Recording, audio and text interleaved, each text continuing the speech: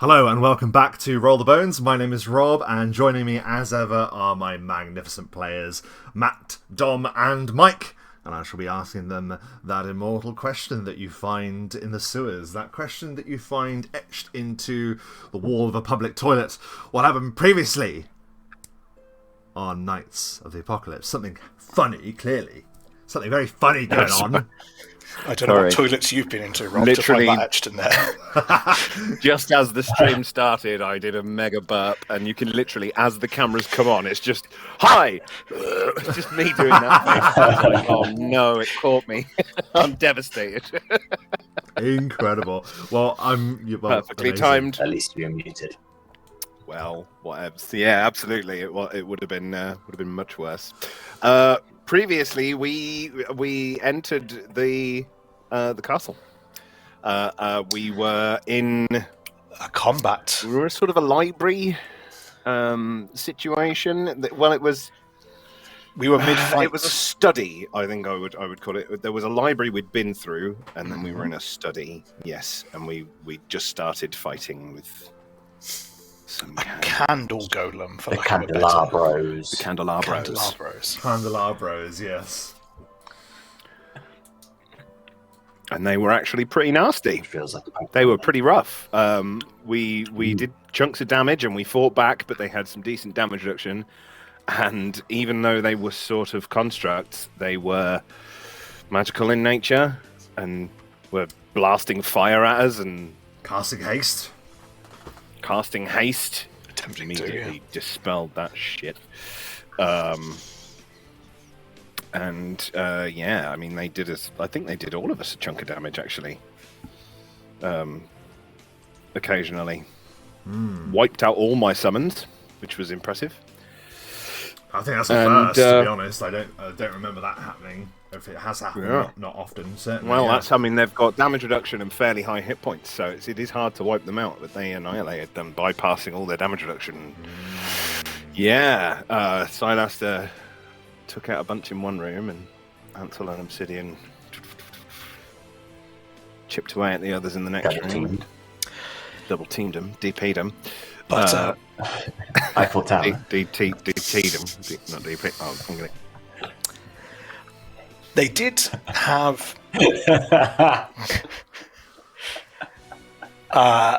the wick was burning in the sickle moons like Ansel. They even had the same curse that Ansel can use as well. So there was a tie and a link there. Eldritch. Yes, very much so. Something about vengeance later on. Which... That's right. But you'd already explored that room, and we've already recapped what happened in the last session before that, when you were looking into all of the legend lore things there, so that happened. But, yep, you fought them, defeated them, and moved on. You decided to get your bearings and started scouting both the corridors and the battlements of Castle Redhaven. Do you remember what you spied and discovered? We found a room that was all tiled floors and statues, and the statues were emanating magic that made us think that they were gonna alarm people. Essentially, they would be scrying, so someone would be able to see us if we passed in front of them. So we decided not to go through that room. Silaster popped his head up on the top and promptly returned. Absolutely. Concerned for our well-being, there was a lot of them. With a little yellow stain on his trousers. a little streak. There was a little A streak. fresh stain. Yep. Yeah. So we continued onwards. We checked a couple of side rooms. We got some lovely loot. Statues? Potions. Why statues? I'm very tired. I have no idea why. Yeah. Some really impressive potions, actually, considering. We discussed it and we figured that the people that were living in those quarters had family heirlooms that we had nabbed. Got some cool bits and pieces, and then we teleported across the courtyard. So we figured that was maybe the safest way to continue exploring.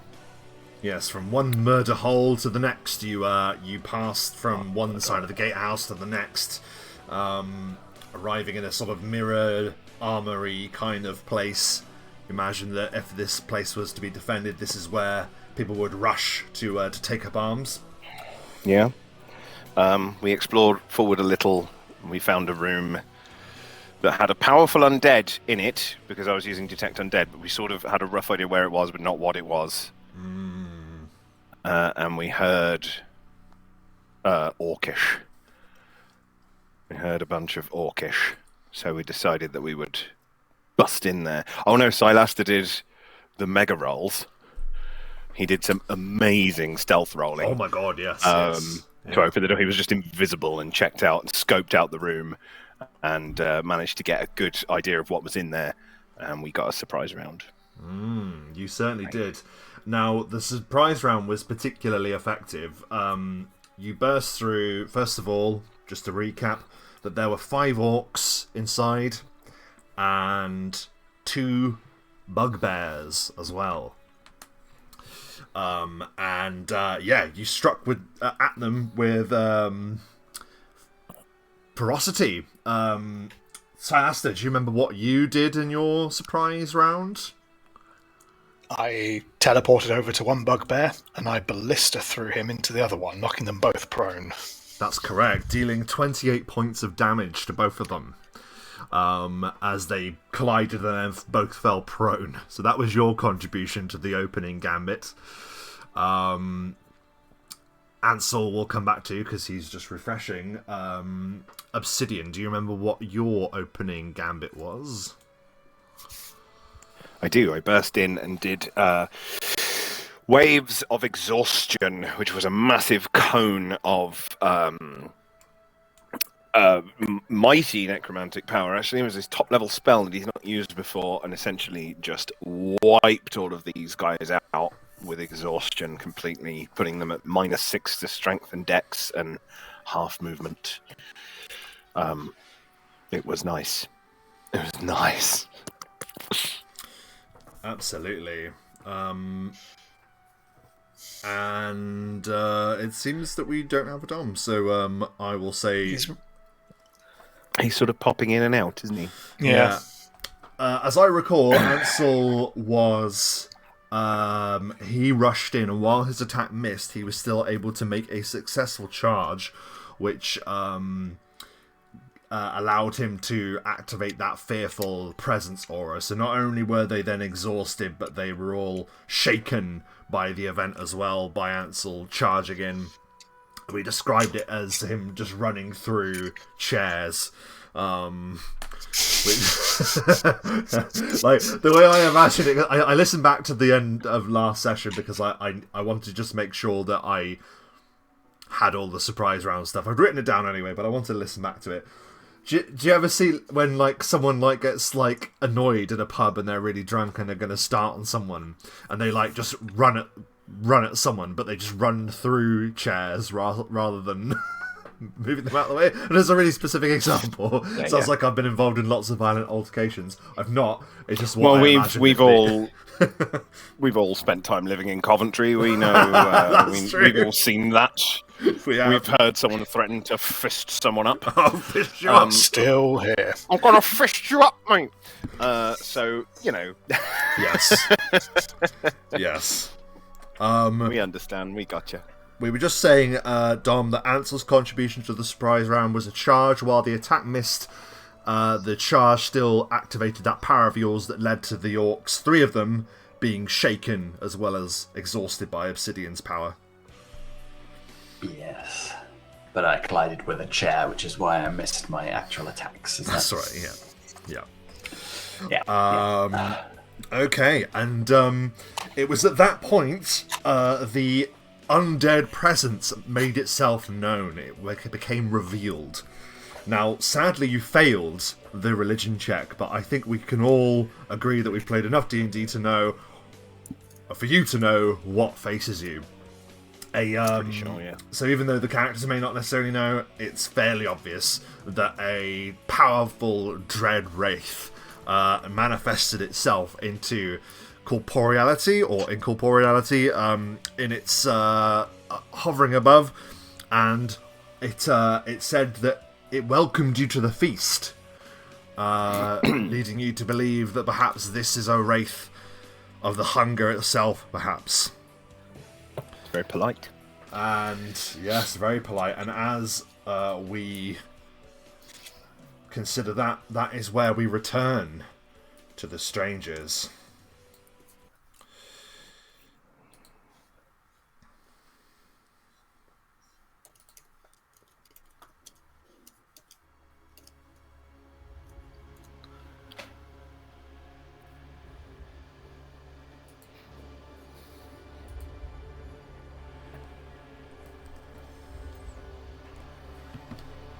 Yep.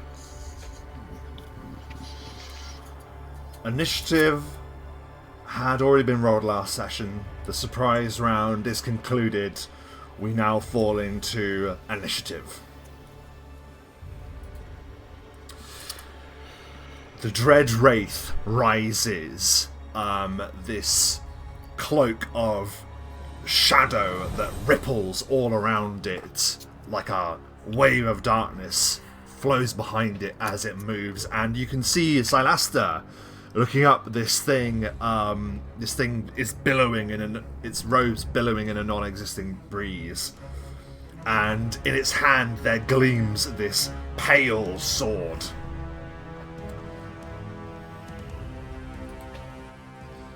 And it looks and sort of reaches out like a spectral hand for a moment. Ghostly gauntlets upon its fingers, but then it turns away from you.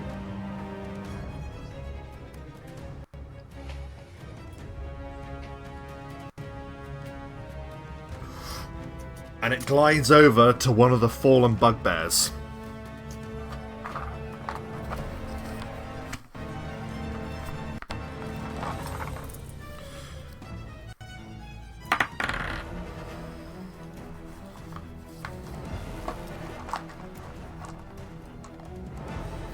Oh no, is it going to eat them?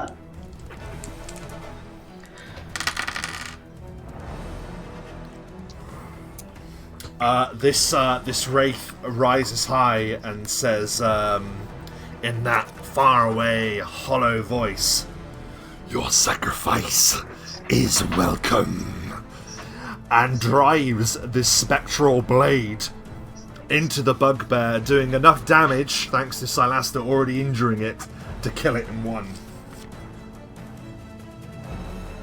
It gives out a hollow, a disgusted gurgling sound, and the bugbear dies. Silaster, can you roll me a d4, please? Sure. 3. Even now, as the bugbear is slain, you see wispy, shadowy-like power pass from the blade and begin blooming like dark flowers from the chest of the bugbear. The shadowy power has been transferred to its corpse, it seems, and something is beginning to happen. It's beginning to change. That is the Dread Wraith's turn. Silaster, it is your turn. Yay.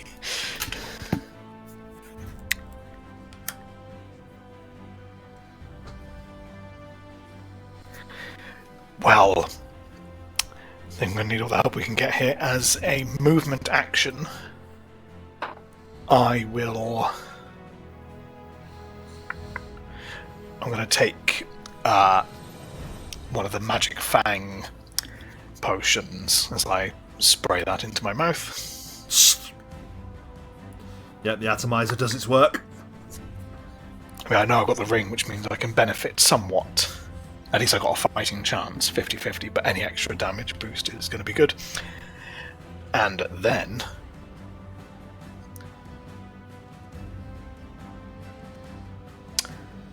I will then use Moment of Alacrity to add 20 to my initiative order. So I will go, in theory, before the Dread Wraith next turn, and that is all I will do. Amazing. So your initiative of 17, adding 20 to it, makes it 37. And if you got more than 37, oh dear. We so dead. Amazing. That power courses through you as you take like a moment to move in a different rhythm to how the fight begins. I love it. And that was Silas's turn. We now move to you, Ansel. What do you do? I will. I am gonna take a potion. I think I'm gonna take a 5 step away from the orcish creature. Yep. And then I'll take a potion. Potion of displacement. Oh, a potion of displacement. Fantastic. Now, if I remember correctly, that displacement is a 50-50 mischance, I believe. It is, yes. Apart from certain. But taking a potion is a standard action now. Is that right? It's a movement action. So action. With the 5 step and the movement of the potion, but you still have an action to spend. In which case, I'll try and Eldritch Blast the Dread Wraith. Very good. If you'd like to attack him, by all means. I would love to attack him.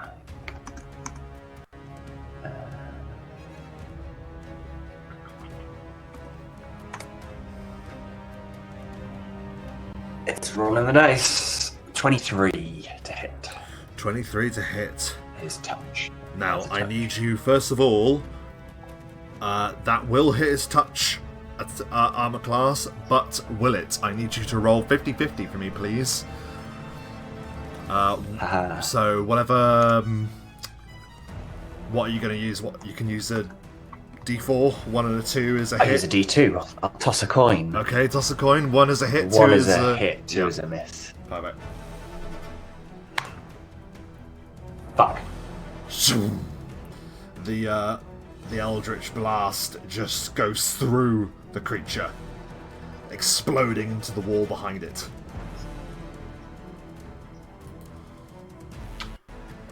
And then, because I might as well, as a swift action, I will curse the Dread Wraith as well.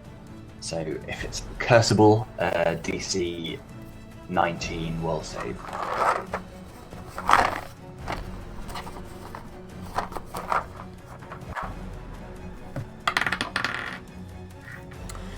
That was an 18 on the die, unfortunately, so it passes that, sadly, Ansel. It resists your curse-like power as you try and place it upon him. Cool, and then I'll just move the Wraith sort of vaguely towards him over there. And that's it. Where is the shade gone? Sorry.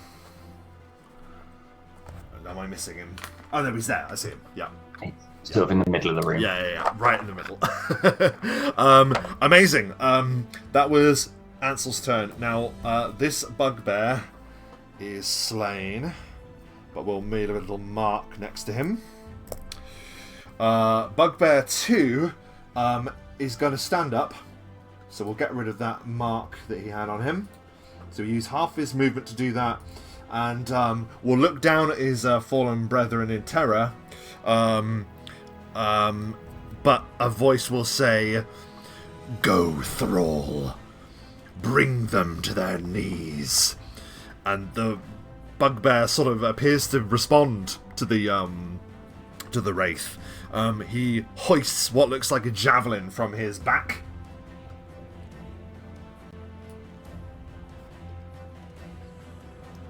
Rushes to about there and hurls the javelin towards you, Silaster. What is your armor class? Hey, 25. That was close, but just misses you. The javelin shoots towards you. You expertly move out of the way. Obsidian, it is now your turn.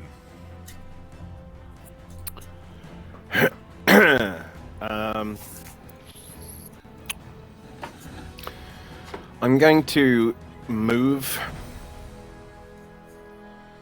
1, 2, 3, 4, 5, 6. I'll move into the doorway there. So he will get an attack of opportunity if he wants to take it. He will. He is at -6 to his strength and a further -2 to being shaken. So this will be a -8 to attack you. My armor class is currently 21 as I took a potion. Oh my god!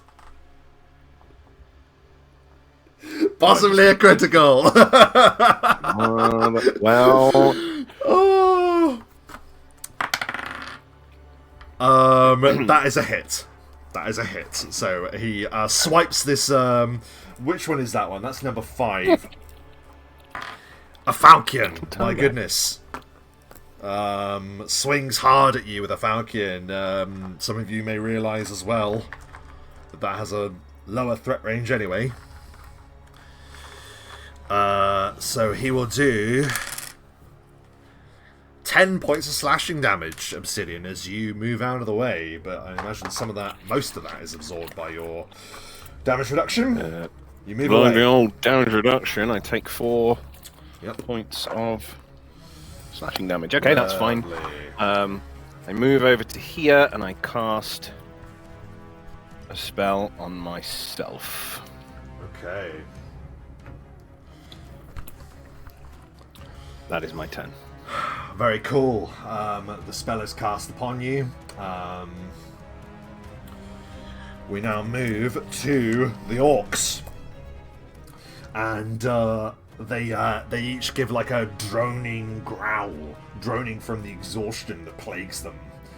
But they still have some fight in them and misery to inflict upon you, so they're going to split up. 1, 2, 3, 4. Yeah, easily. Both of these orcs move against you, Silaster. While their attacks are lessened, they can still provide advantages in other ways. So they move to closer distance. The first attack against you is 18 to... That's not good enough, is it? No. And that is also going to miss. So they both rush at you, but exhaustion and your skill means that doesn't really pay off for them, unfortunately. Let's see. 1, 2, 3, 4, 5, 6, 7, 8. This one is going to just move dash. That's all he's going to do with his turn. To chase you out of the door, Obsidian. Fair enough. This one here is going to 5-foot step, and this one here is going to make his movement. Both of them close to you, Ansel. They will both also make attacks against you. What is your armor class at the moment, Ansel? It is 17. 17. That is a miss. That is also a miss. They all rush against you, but the waves of exhaustion, mixed with them being shaken from the charge, has just been a cocktail of disaster for them. They are moving at half speed, right? That is a really good question. Half speed, you're absolutely right, not just strength and dex. So let me see then. 5, 10, Half speed 15, for exhaustion. 20. Yeah, sorry, man. I should have noticed that straight away. He wouldn't. No, you're absolutely fine. Those guys, 1, 2, 3, would still have got to Ansel, but this one wouldn't have been able to dash to you. He would have only gone 5, 10, 15, 20, 25, 30. So he would only have got to there. So he can't threaten you. Thank you for reminding me. I will underline that half speed. We are back to the top of the round, and the Wraith reaches out his sword once again, but something shifts in the rhythm of the battle, and suddenly, Silaster, you're acting again. What do you do as your alacrity kicks in? Well, Silaster was going to test his bravery, but I think a part of him just wants to deal with the nuisances around him. So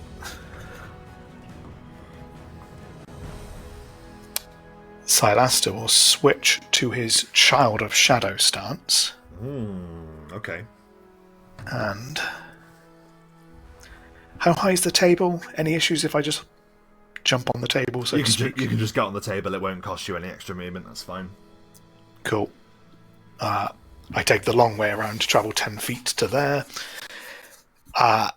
And then, standing above the table, Orc's head slightly lower, kind of roughly my chest level, I'm going to aim a greater insightful strike to the Orc's head. Okay. Let's see what happens. Right. This is Orc. Number 1. Yep.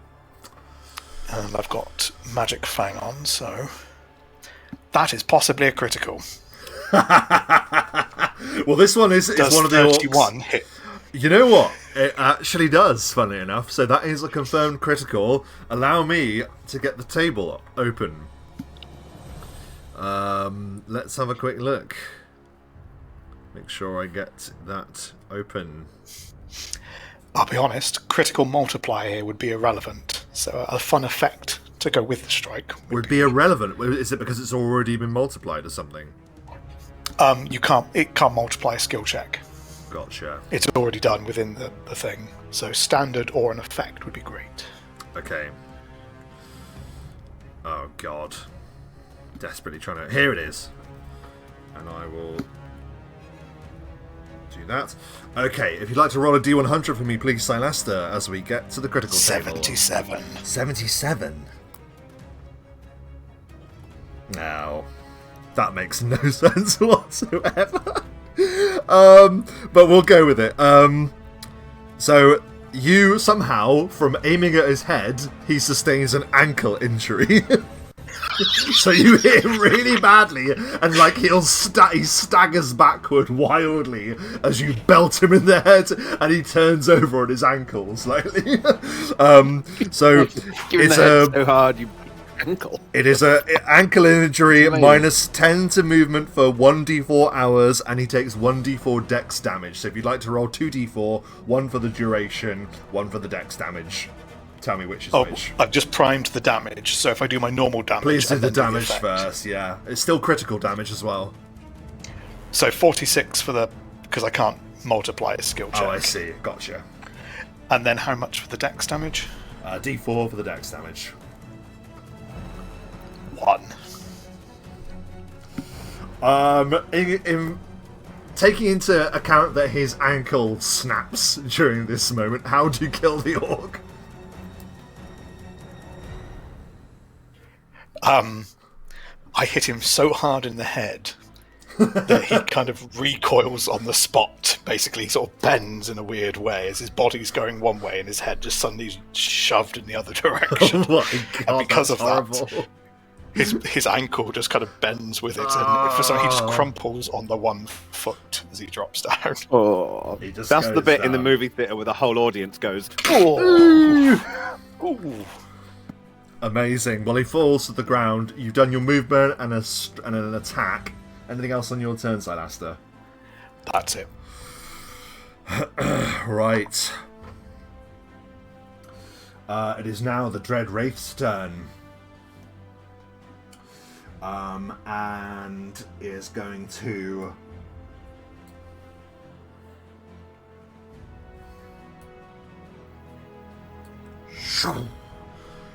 moves over to you with very little effort. It's like this thing has a crazy speed in and itself, so that's almost like it just drifts next to you. Zoom. And it's going to reach out and grab you. Abracadabra. What is your touch armor class, please? 23. It reaches out and it basically puts this blade out like it's about to knight you, Silaster. Not slice you with it, but lay some honor upon you. Some grim honor from the plane beyond. The touch lands. Wait. I have a mischance. You do, yes. If you'd like 20 to... or less. Yeah, 20 or less. definite hit. Yeah, unfortunately so. So, I've done a little bit of research. And it took me posting in some groups and having a bit of a chat. Because last time we were faced with the incorporeal touch, we were unsure as to what the actual damage is.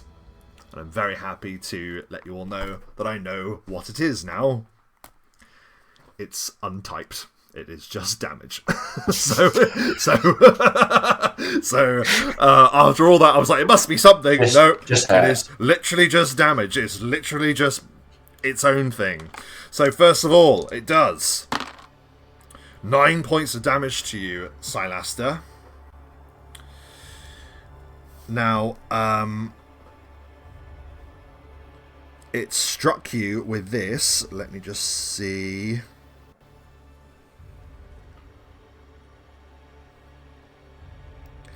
I need you to make a fortitude saving throw, please.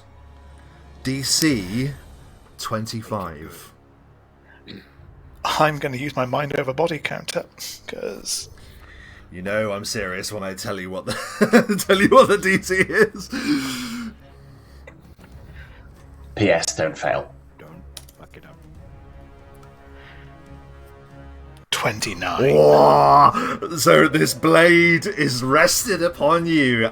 Suddenly this terrible shape is above you, Silaster, and it brings the blade upon you to deliver a dreadful amount of constitution drain. But you are resisting its power. What allows Silaster to resist this dreadful power? Literally dreadful. It's in the name. You know, you said he's like resting his sword and be like it's knighting. All I've got in my head is, do you feel in control? Do you feel in control? And like feeling this thing draining, Silaster's mind just scatters until he just sees that image that he always holds on to of home whenever he needs that strength, and he just holds on to it, almost seizing it out of his own image into his hands. And it's that saves you. As we move from the Dread Wraith, it is now no longer Silaster's turn, because he's already gone. Meaning Ansel now takes that place in the initiative. What do you do, Ansel? So first I'll ask the Shade to make a 5-foot step, because I want to stop this orc from bothering Obsidian. Okay. So that he can cast his spells unencumbered. So I'm going to take 2 slashes with the claws at that orc. The one next to you at the table, yeah? No, the one that's heading towards Obsidian. Oh, of course you can reach him. Of course you can. Your arms grow out. Much appreciated, sir. Thank you.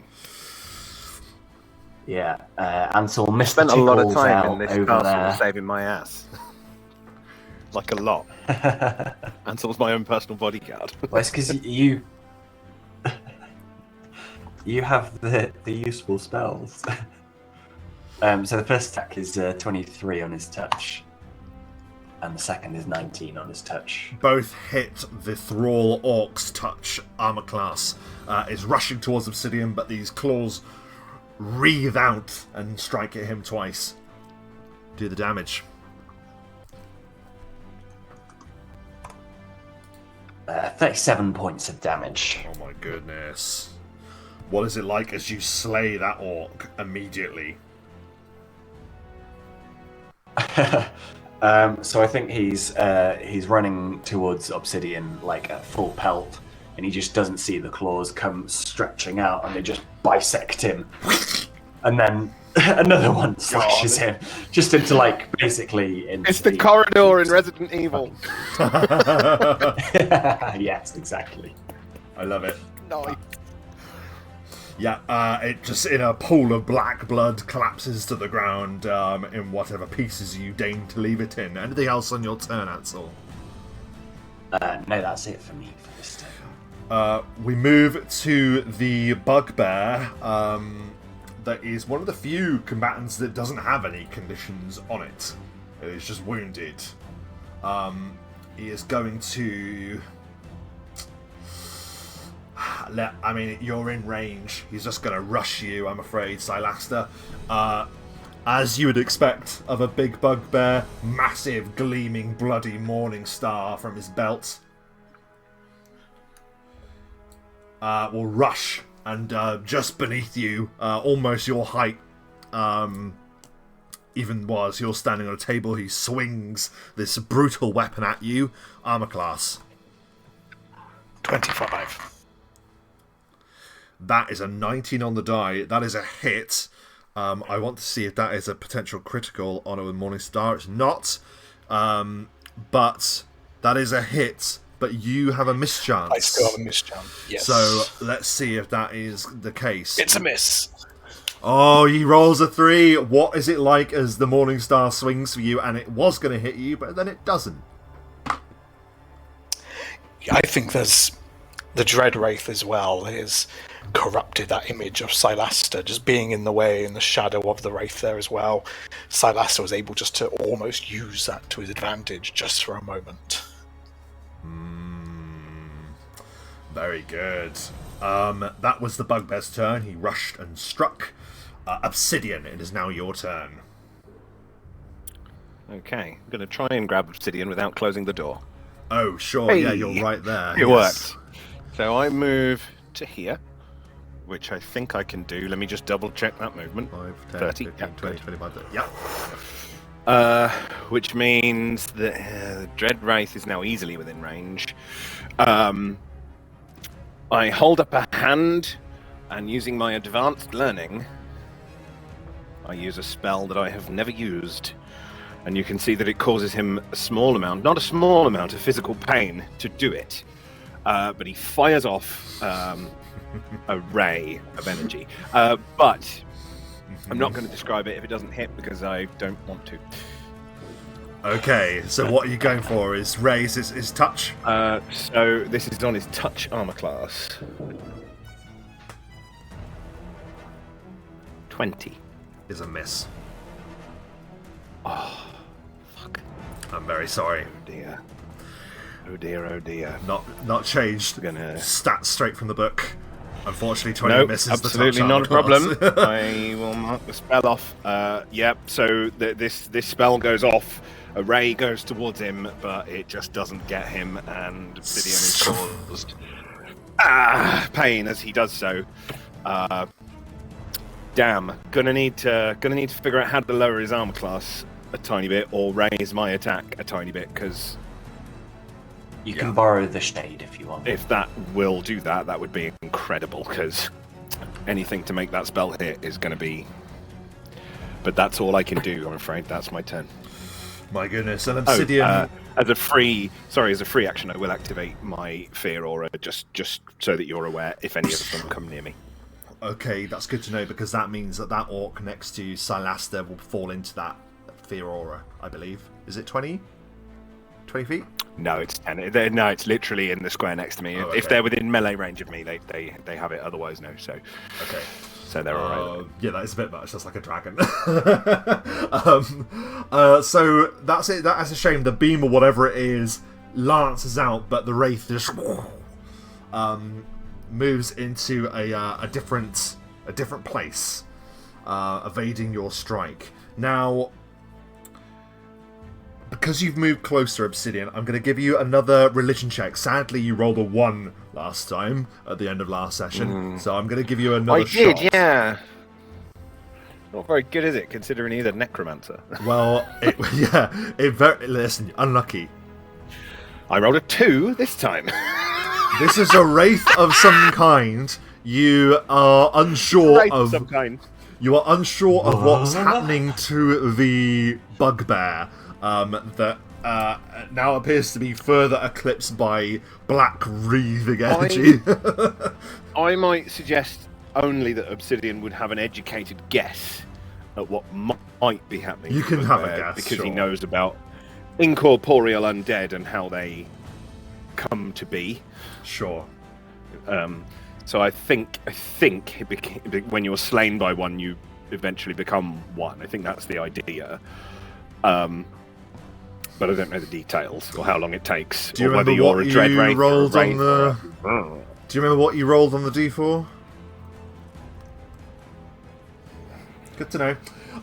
So. Oh no. Let's see. That was Obsidian's turn. Orc 1 was slain with a broken ankle, but the other one next to him will valiantly take his place. I'm going to fight smart. I'm sorry. He's going to go around the table, so he will... No, that just isn't realistic. He'll jump on the table to be next to you. He won't get flanking. He is going to swing really hard at you with a heavy mace, Silaster, armor class. 25. You duck as the swipe goes above you. That was a... Yeah, that's that. That's all he will do. Orc 3 is dead. 4 and 5 are going to... Now this one can. They're going to gang up on you, Ansel. So that one moves. They get flanking on you. Let's see.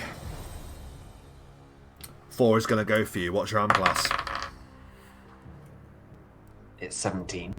That is still a miss, even with the flanking bonus, because of the savage nature. What? Listen, they're -6 on strength, and they're both shaken, so... It's hard. And that one rolls even lower. So, Ansel, describe what it's like as both of these orcs run at you at the same time and they both miss. I think that's got to be down to the displacement, hasn't it, really? I mean, of course, yeah. For their embarrassment, it should just go through me. Of course. Just to spare their blushes. Should remember you're displaced, but yes, absolutely, yeah. So they swing, but you're just not there. They nearly hit each other. It's that bad. One of them rolled a 2. So that means we are back to the top of the round. Silaster, we move to you, and you're on this table, beset by Bugbear and the Orc, and also a Wraith. What are you going to do? I know the threat here, but I just need to deal with the critters surrounding me as well. Critters? The critters. So, the bugbear, who you said is almost, even when standing on the table, is almost at my head level. I'm going to aim an obscuring shadow veil and attempt to decapitate the damn thing. Very good. Make your attack. 37. An easy strike upon the bugbear. What do you do? That is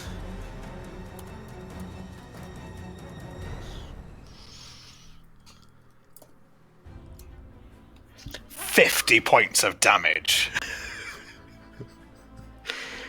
That's from the hit and the bonus points of damage. I mean, that's more than its original health anyway. So, what is it like when you just smash him into oblivion? I mean, the orc was lower than my head level, being on the table. The bugbear close to my head level. I'm now able to turn the 2 blades, and I just Count Dooku his head. I just cut it off.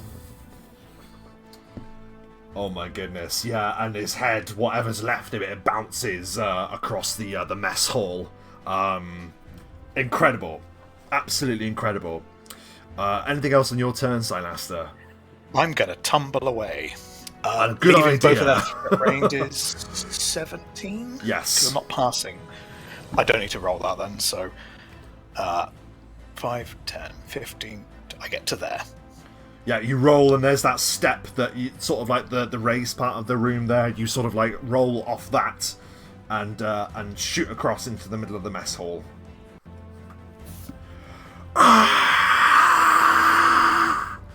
You hear the Wraith calling after you, Silaster. And it will it pursue? It saw that bright, or whatever it is, that blast that came at it. It's going to change its target. And in a movement from one shadow to the next, it appears above you, Obsidian. What is your touch armor class?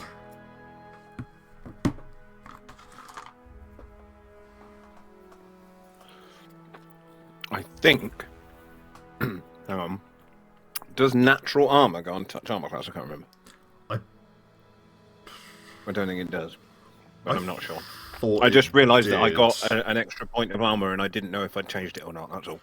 No, because natural armor is like deflecting. Oh, touches you're still touching them. Yeah, it's your dex base, isn't it? Yeah, that's right. So yeah, unfortunately not. And then it's 14. The sword is rested upon your shoulder, Obsidian, and you are gifted your own honour. First of all, you are given 10 points of damage. And it's not negative energy damage.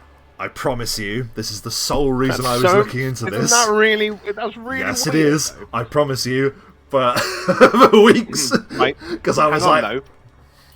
But it's also not magic damage or anything specific. It's just its damage. own type of damage. It is an untyped In that damage. case, my damage reduction does is not still functional against it. Oh, I suppose, yeah. In that case, yeah, I imagine. Yeah. Yes. If Yeah, it you're doesn't absolutely right. the thing that overcomes it, then Correct. it will in fact be there. So No. I take 4 points of damage. No, that's a did good, you say 10? very, very good point. Yes, 10. So that's 4 then in that case. See, there we go. It's a silver lining. But now I need you to do a fortitude saving throw, Spell that I please. cast upon myself was Death Ward. And Ah. I believe I am immune to what it is trying to do. It is trying to do Constitution Drain. Does that mean that you are immune to the drain? I remember we spoke about this at length as well. I just can't remember off the top of my I head. believe so. Energy drain and any negative energy effects. Death spells, magical death effects, energy drain, negative energy effects. So It is I think not. so, yeah. It is not negative energy because it's the incorporeal touch. Remember, it's not negative. Okay. Is it a permanent thing like damage? It or is it a thing drain. that lasts a certain amount of time? It's Drain is permanent unless cured. permanent unless Right. reversed by healing magic. Yes. Only restoration, I believe, is capable of it.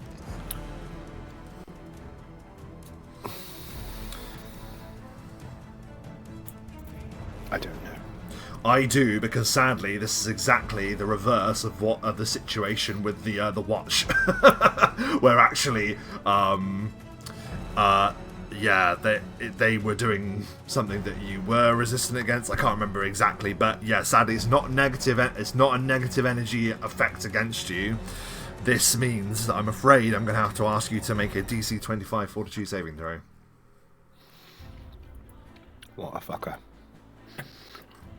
In which case, I too will use my thingy, Yep. which is concentration instead of. Yes, that's right. Headband of Conscious Effort, I believe it's called. It activates. I rolled a 2. Oh, but you roll a 2. This wraith just plunges its blade. It's deep into your flesh as you aren't able to resist its pressing power. Obsidian, roll me a d8, please. 1. One Constitution is drained from you. Lucky, lucky. Which means I don't drop any constitution. Yes! Silver linings, We've come gone on! from 15 to 14. Come on! Okay, it's moved, it's struck, that's its turn. Ansel. So was gonna kill these guys, but I feel like Obsidian's in not a good place to be. So they can make attacks of opportunity if they want, but I'll move to there. Listen, they'll attempt it. They've got to do pretty well. What was your AC again? It's 15. -8 to both of those. It's both miss. They swing hard but miss. You are able to move without being struck. Sweet. And then I'll grab hold of Obsidian and I will use Flee the Scene to move us 30 feet away from him. Nice, incredible. You rush forward, I grab. suspect he can get near us. Yeah, you do note So that probably over here somewhere? you noted that the thing can move quite fast, quite easily. So bear that in mind. Yeah, I know it. It's more because I know he can catch up with us. It's more so that Obsidian doesn't have to waste his turn getting away from him. I understand. You are a legend. Great move. Yeah, so you are able to move then. Where are you going to? Over there. I'll drop Obsidian. Yeah, next and to then you. if Obsidian comes with There me, he and is. then I'll move the shade up to there. Shade goes up to the Wraith. Perfect. Nice. Thanks, man. Anything else on your turn, Ansel? And as far as the Wraith knows, I leave the image behind, so he'd have to do a will save to tell if I've gone. Yes, of course. Oh, we've gone. These 21 will, I believe. DC 21. Okay, well, I'll have to remember that, certainly. Okay, so that was Ansel. Obsidian, it is now your turn. Oh, lovely. Okay. I'll stay exactly where I am, and I will just try and do the same thing that I did before. I believe he is now at a slightly reduced armor class. Yes, it is Shade. reduced by 2. So, thanks to the... My rolling has been for shit. So hopefully I'm due for a bit of a change. So once again, I hold up a hand. I fire out a ray on his touch armor class. 20. Same as last time. No, it's not. Of course Even not. with a -2. Even with the -2. Even with the -2, sadly, it isn't enough. I can't. Wasting all my spells. Wasting all my spells, guys. It goes Spell burner. straight over him. Sadly, not even straight over him, but that's an injustice, because 20 is a good shot. It's just goes through his shadow. It doesn't connect his incorporeal form. So, with that then, anything else on your turn, Obsidian?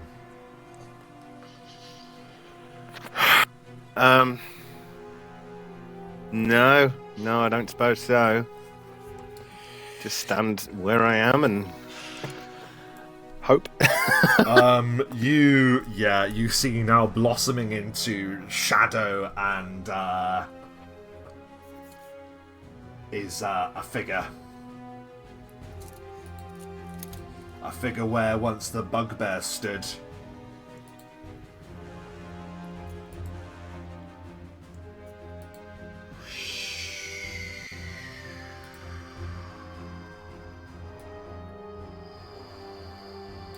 A wraith emerges from the fallen body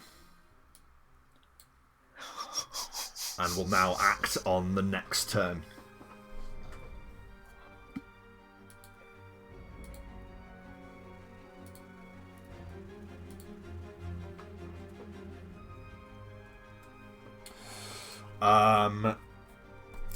Obsidian's had his go. Orc 1 is dead. Orc 2... Did Orc 2 die? I think Orc 2 died, didn't he?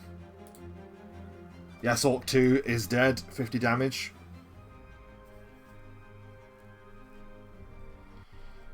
That was the bugbear. Oh, of course it was, yeah. Where's Orc 2 then? Is he the one on the table? Oh, he's the one on the table, isn't he? Of course. Orc 2 is just going to swing for you, Silaster. Armor class. He'd have to move. Oh, I thought you were there. Oh, no. Yeah, well, he will. 5, 10, 15. Armor class. 25. It's a miss. He swings a heavy mace really, really hard at where your head should be, but you dodge out of the way. That was Orc 2. Orc 3 is also dead. Orc 4.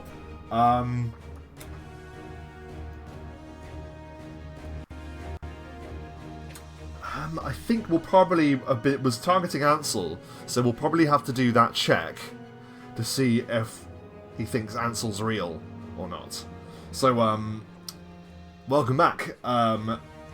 Ansel, this orc, or these two orcs that went for you, are going to have to make the same check because they saw you run over there and then teleport.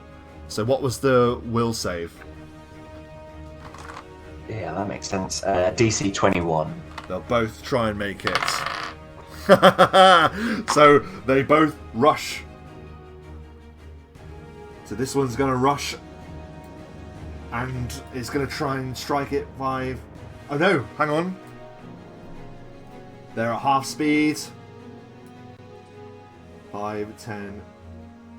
So they don't even get there. No, well they can. They're both going to dash. Which means that takes their entire turn. They aren't even able to strike it to determine whether it's real. So they just go and rush and stand next to where you once were. That is their turn. Just the exhaustion is too much. And that means we are now back to the top of the round. Silaster. Nothing has been done against the first Wraith, and now another has joined its ranks. What do you do?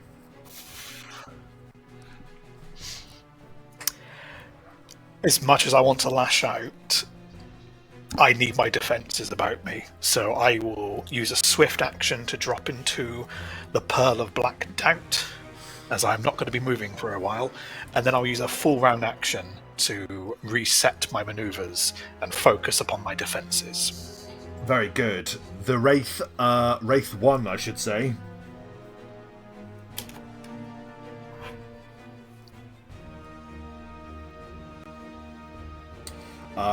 And is going to see if it can make the save. Was it 21? It was indeed. It reaches out with its blade to try and bestow its dreadful drain upon you, Ansel. But you are not there. Now, doing this to you, I imagine What reveals. A silly boy. Reveals probably that you're an illusion. No, Not necessarily. it reacts as I would for a turn. He is fooled. Then in that case, he is totally fooled, believing to be draining you dry, and your I love illusion. and the Oscar goes to your illusion as Ansel reacts to this. And all he's Nice. doing is he's actually touching the shade, who is then affecting him with his power. I absolutely love it. The second one.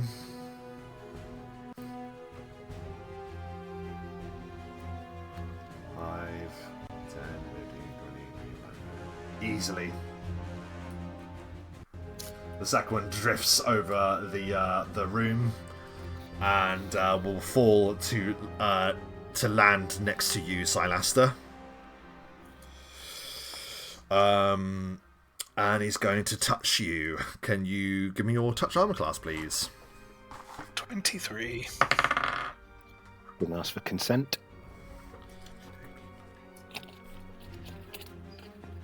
There's going to have to be a meeting. It gets 23, which means it doesn't pass it. Thus, somehow, the last second, you manage to hurl yourself out of the way. What is it like as you evade a new blade is drawn, a new wraith has appeared? How do you evade it? I mean, I dropped into the Pearl of Black Doubt, so instinct is kicked in at this point. I don't even see it. My body just moves me to the left. I'm like, oh, that's why. Just primal instinct just tells me duck. Incredible. Absolutely incredible. That was its turn. The other one spent its turn trying to get Ansel. Okay, so that now means it's Ansel's turn.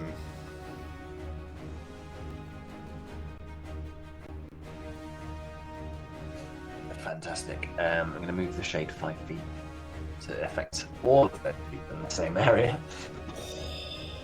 And then I will throw an Eldritch Blast at the new Wraith.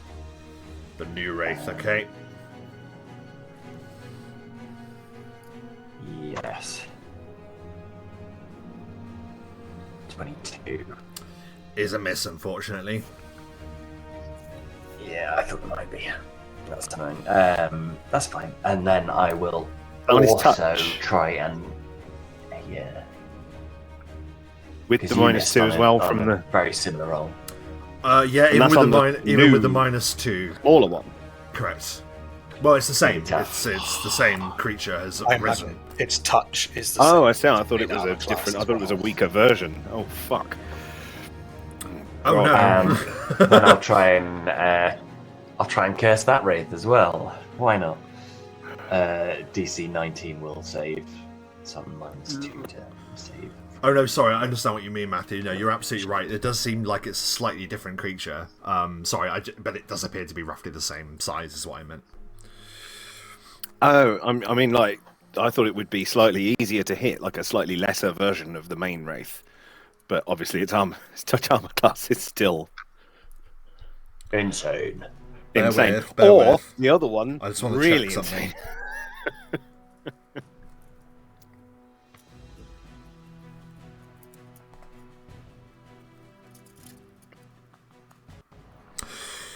I have made an error. Yes, you're absolutely right. That is a wraith, not a dread wraith. So that means that does hit Ansel. Apologies. So yes, while powerful, it's not as powerful as the one up there. I just haven't written the stats of the other one. That was silly, but I have it here. So that All I means can that say is thank God. that is potentially a hit, Ansel. It's still incorporeal, thus has a 50-50 miss chance. 1 is a hit, 2 is a miss. Yes. That you, is wraith. a hit. Fantastic. So that slams into the wraith. Dealing 16 points of damage. 16 points of damage. The lesser wraith reels as the eldritch power courses through it. Anything else on your turn? I'm assuming it's immune to the second condition, so I It is, bother with that. unfortunately. It hasn't got a belly. Yeah. It's got no tum-tum. Got no tum-tum. And I'll curse it as well. Okay, well, let's see. So Let's see. What's the save it's got to make? 19, but it is at -2 because of the wraith. Not the wraith, the shade is there. Yeah, see, unfortunately for it rolls a 2, it fails, and is cursed. Yes. Amazing. Good stuff, Fuck you, very wraith. nice. Fuck you. The cursed wraith. It gives a screech as your curse falls upon it. Anything else? No, that's everything. Okay. Bugbear 1 and 2 Curse of Ansel. is gone. That now means we are back to Obsidian. Ansel Foley. Dun, dun, dun, dun, dun, dun. I will aim what I was trying to aim at the big guy at the smaller wraith here. So I fire out the same touch attack on this guy. Very well. Oh, come the actual fuck on. Which sadly What? means that it falls short of the touch. I'm wasting every fucking spell I've got. I'm Every amazed you spell. have that many after the amount of fights we've been in, but I'm impressed. Like, I mean, listen. Sadly, I've got 4 more of those what? I can do. That's fine. You're fine. Sadly, that does mean that the Before I've got nothing left for any other fights.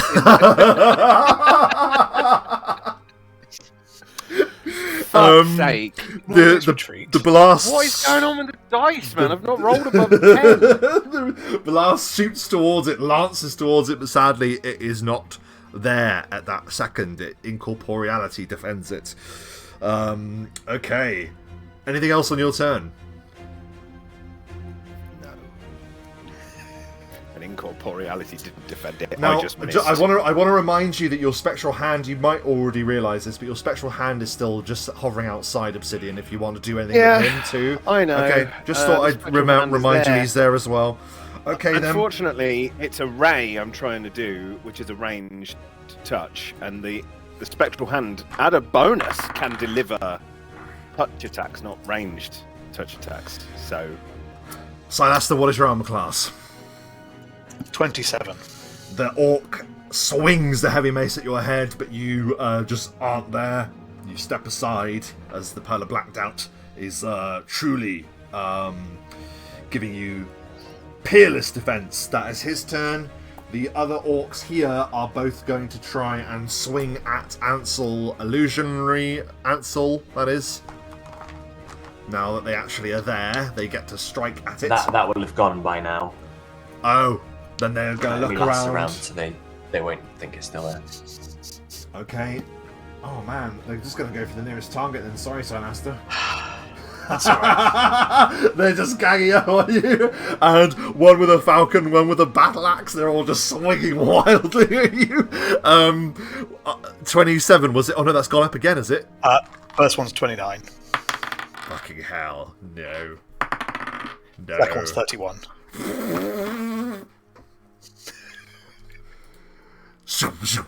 You can describe, because I think that's the furthest your Pearl of Black Doubt has actually gone up now, I think.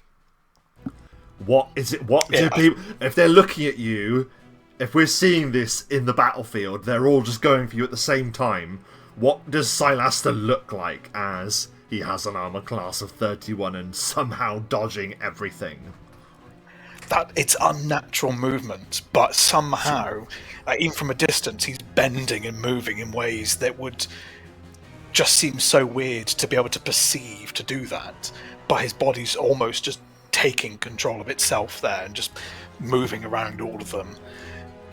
He could, in theory, do it with his eyes closed. That's the whole kind of notion of it. His eyes are still very much open watching the wraiths, but there's just this weird shifting shimmer, almost looking slightly incorporeal himself, just how quickly he's moving to dodge all this. Amazing. It's like your Neo at the end of the first film. You're just like, no. Pretty much. Just dodging and blocking everything. It's peerless. Amazing. Those were the orcs desperately swinging their weapons at you. It is now back to the top of the round. Silaster, it is your turn. How do you retaliate? Well, Black Doubt goes back to normal. I've got to deal with the numbers. I'm going to attempt to hit the Wraith. Okay. You can do it whatever here's the order thing. you wish, really. You can go. We've been doing the attack first and then rolling the mischance, so. Yes. However, it doesn't say anywhere that I can't do a great insightful strike against an incorporeal creature if I hit. No, I mean, your abilities we've been saying effectively count as like a supernatural ability, right? So, no, that's fine. But The it only still one I can't do is the Shadow gets. Garrote. Yeah, it still means that it will get the mischance against you, though, so. So, I'm not flanking, so to hit 37. That is a hit against the Wraith. You strike at it, but do you? It's a 50-50 mischance thanks to its incorporeality. So 1 is a hit, 2 is a miss. Sure. Damn it. You swing for it, but it's like just trying to hit rain. Futile. Anything else? Then, oh yeah. I'm still in the Pearl of Black Doubt, but I'm going to shift to my Child of Shadow, and then I'm going to tumble away. So that's 15, 17, 19, 21 to tumble from all of them. Tumble basic is 24, so I'm good. Nice, yep, so you hurl yourself out of the way, there's like a vroom as they all sort of like attempt to go for you, but are just unable to. I'm trying to keep them. It forced them to move towards me, put it that way. I get it.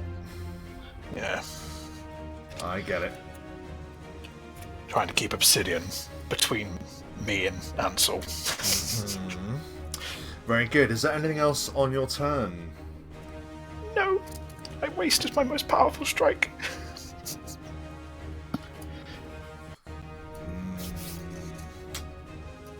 Enraged by the trickery, the Dread Wraith. That feels even.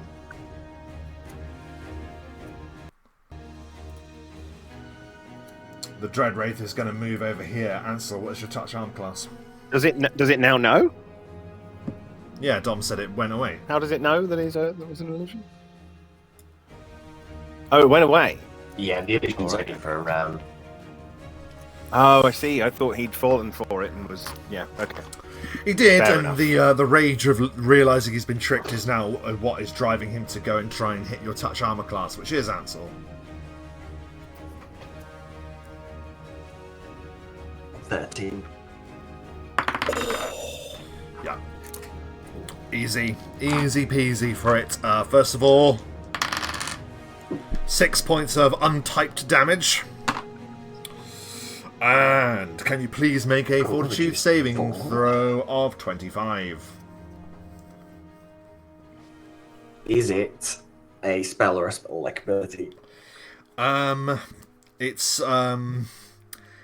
It's incorporeal touch. It's its own thing. I imagine probably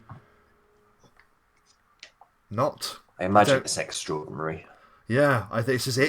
Yeah. It's just its thing. Or supernatural. Mm-hmm. Just But either way, thing. not a spell. Okay. Come on, man. It's good, but Nowhere sadly, near. nowhere near enough, unfortunately. So, in that case, please roll me a d8.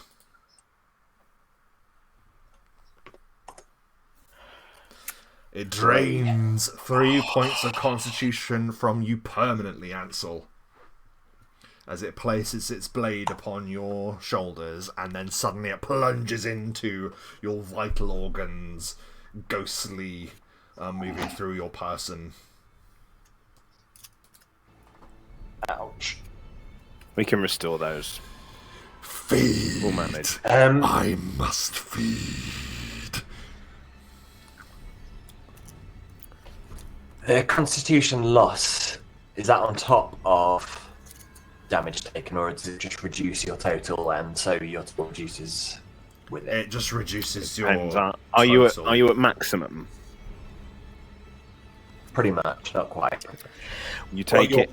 You take it in hit point damage as well. The total that comes off. Okay. That's fine. It's nasty. It's very, very nasty. I that had was displacement on. Did I? And that just makes the fortitude save even harder as well. you have displacement on. Does the fact that he's incorporeal mean he can't? That's a very good question. Displacement works on your touch armor class, right? Therefore, it doesn't matter if he's incorporeal. No, I but thought displacement meant you went between the ethereal plane. this is what I mean. Are you trying to yeah, exactly. Oh, I see. Because subject to the it's spell appear to be about 2 feet away from its true location. ignore armor, magic armor, ghost touch It's ability. blink, isn't it, that does that? Displacement just makes you. It's an illusion effect. Yeah. So in that case, then, suppose. Unless it's got true seeing. yeah, I just wanted to double check just because I thought, oh, well, maybe because he's but no, let's find out then. So in that case, Yeah. 1 is a hit, 2 is a miss. Roll me a d2, Ansel.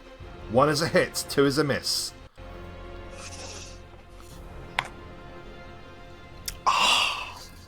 Fuck.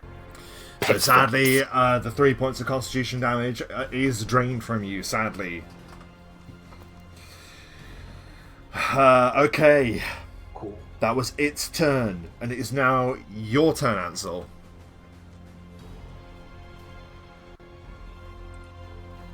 Kicking Oh, the good. balls. Well, we can't stay here, can we? Let's teleport away again. So I'll teleport up to here. I'll bring Obsidian with me because I don't want to leave him behind. Sure. Oh, thanks, mate. I'll pump myself adjacent to you where I was.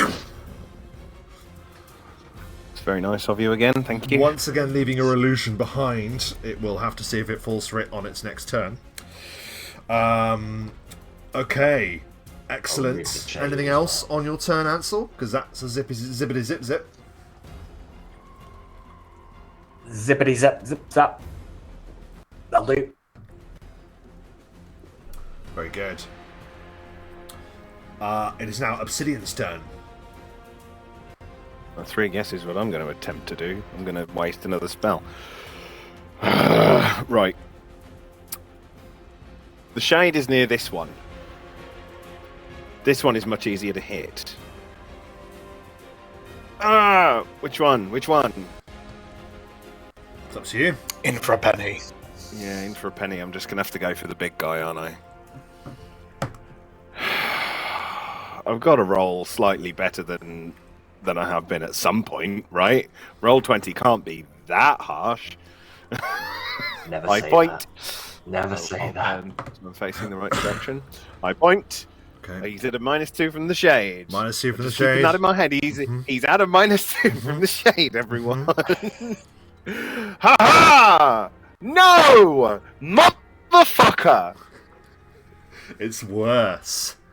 It's worse. Oh my god. I will have no spells left. My one spell that I recently got that I can actually use on uncorporeal undead. So you vanish, you appear up there with Ansel, and there's just a sudden blast of power from the dais above as your spell goes off, but once again, sadly, does not find its mark. I get it. I can't get the attack up any higher, guys. I don't know how to do this. It's all I've got. No boosting abilities, no potions, no. Anything else on your turn, Obsidian? No. No, I'll stay where I am. Ansel's taking a bunch of con damage, and I want to be in the way if that's going to happen again. So I can take it. Okay. There's almost the kind of steeliness in Obsidian's eye, where he's like, "Look, this is what you do. You've trained for dealing with undead. If you can't do this, what are you?" So he's kind of like almost wanting to sort of prove to himself that he's not worthless. Let's do this. The thing is, there's been a blast of that power from up there. I'm struggling to see how 3 orcs here wouldn't see and note that there's been an attack come from there. So I think Orc 2 is going to rush you.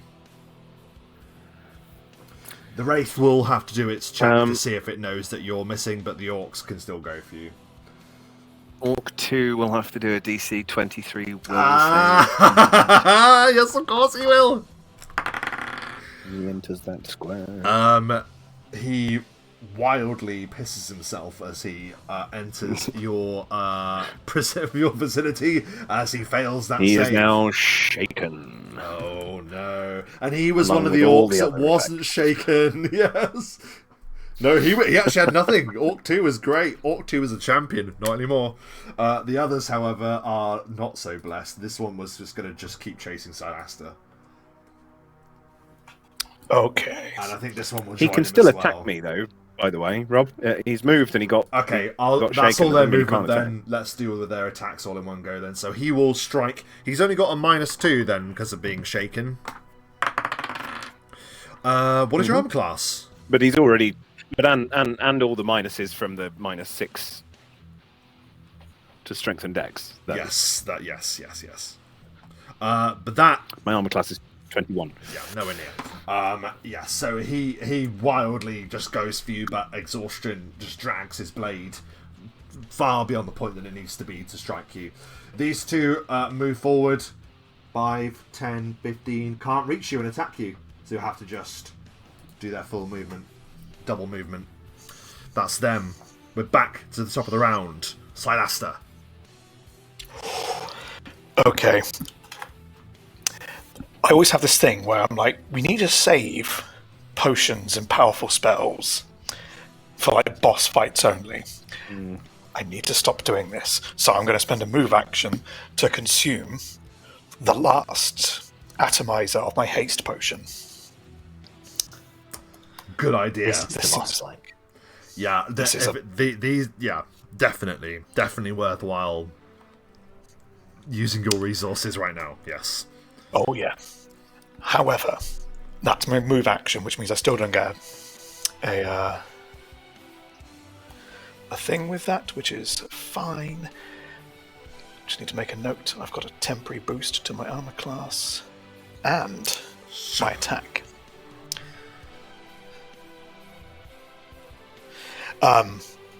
What I will do instead, the first one that ran at me, Yep. that one. Yes. I need to make a touch attack on him. That's 33, actually. Yes, that is a hit. Excellent. We now make an opposed. He can choose strength or dexterity. It's his choice. Both he's at -6 to, but he will choose strength. Perfect.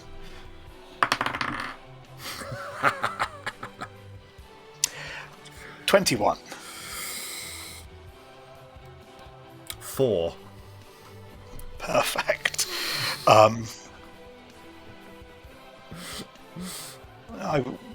Okay, I'm just going to throw him into the one that chased Obsidian as I ballista throw. Like, from Obsidian's point of view, you just see Silastra do a sort of flip over the orc. And there's this orc. Just... You see, like, very rising funny. above you and then comes So- crashing down. The orc that's been hit by his friend, can he make a reflex saving throw, please?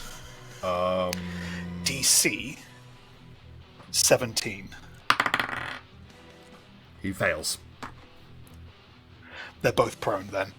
And they will both take...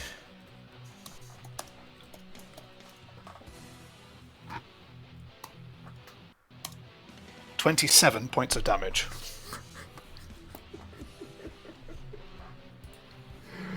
Uh, 2 points over the maximum to begin with. So, what is it like as both of them die from the impact?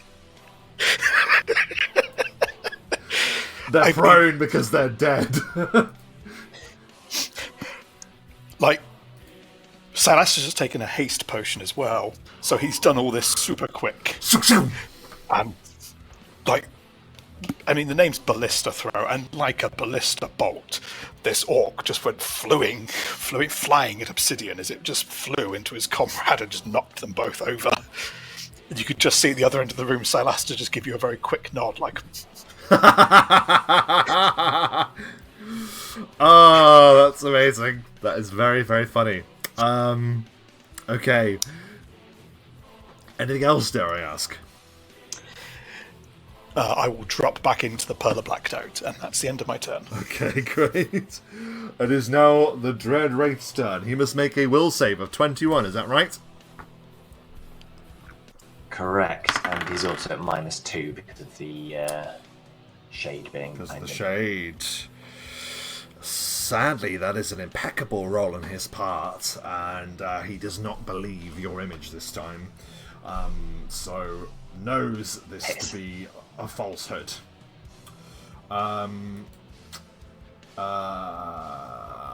Okay, let's just do this fairly. Matt, can you roll me just an even dice? Low, it's you. High, it's Sinasta, because you're the two closest targets. I know technically Sinasta's a bit closer. It's you. It's me. It'll be. I mean, it makes sense because you're the ones that did vanish in front of his waking. I say waking, dead eyes. That's He moves towards you. Touch armor class, please. 14. That is a hit. Of course it is. I mean, you can't not, unfortunately. I'm afraid to say, but I had to roll just in case he fumbles. 9 points of incorporeal damage, we'll call it. And as he does that, I'd like you to make a DC 25 fortitude saving throw, if you please. I've used my thingy. Yep. I mean, I don't. Come on! Fucking hell. Natural 20 saves the day. Yeah. There's my one good roll. Wasting those spells, though. Why do you resist? You can see that's really Yeah. bothered the Dread Wraith. How could anyone resist this power? But that is its turn as we move from the Dread Wraith to Ansel. Sorry, Wraith 2. Beg your pardon. Wraith 2 is all pissed off. He's a whore. He's just gonna go try and touch you instead, Silaster. Touch another class. 24. Oh my god. Okay, well, listen. He is cursed as well. He is cursed, yes, you're absolutely right. He is cursed. Which means -2, right? Yes. Yeah.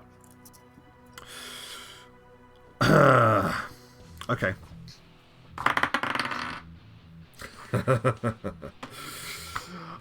It reaches out a similar vicious-looking blade, but sadly for it, that isn't able to touch you, Silaster.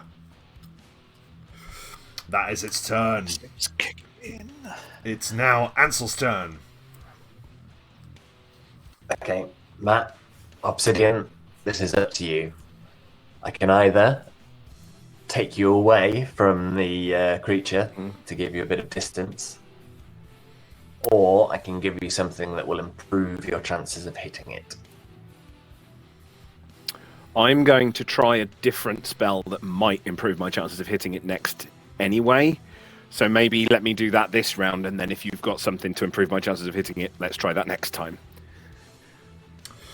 Okay. Because I'm going to try a different I'll tactic. teleport us away again. Cool story. Nice. Let's go. Okay, you zip away. I will Once move again. to where you move. To the other end of the table. Beautiful. Okay, you zip The away. shade will move into combat range.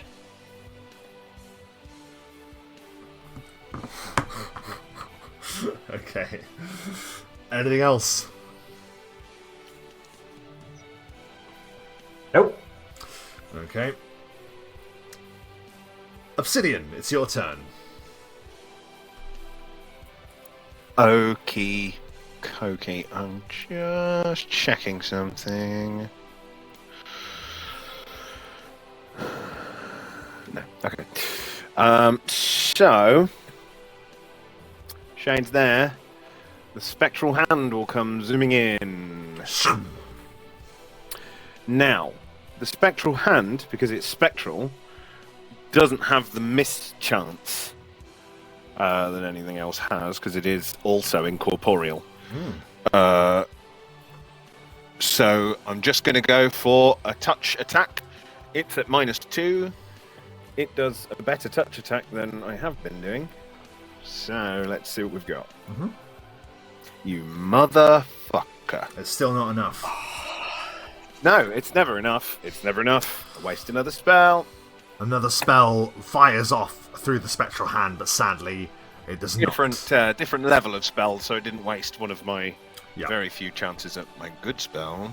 Unfortunately not. The Dread Wraith remains completely untouched. Yeah. I have fired 6. Yeah, I know. There comes a point where you start to think that's not just bad luck, and that there's something, I don't know, weird going on.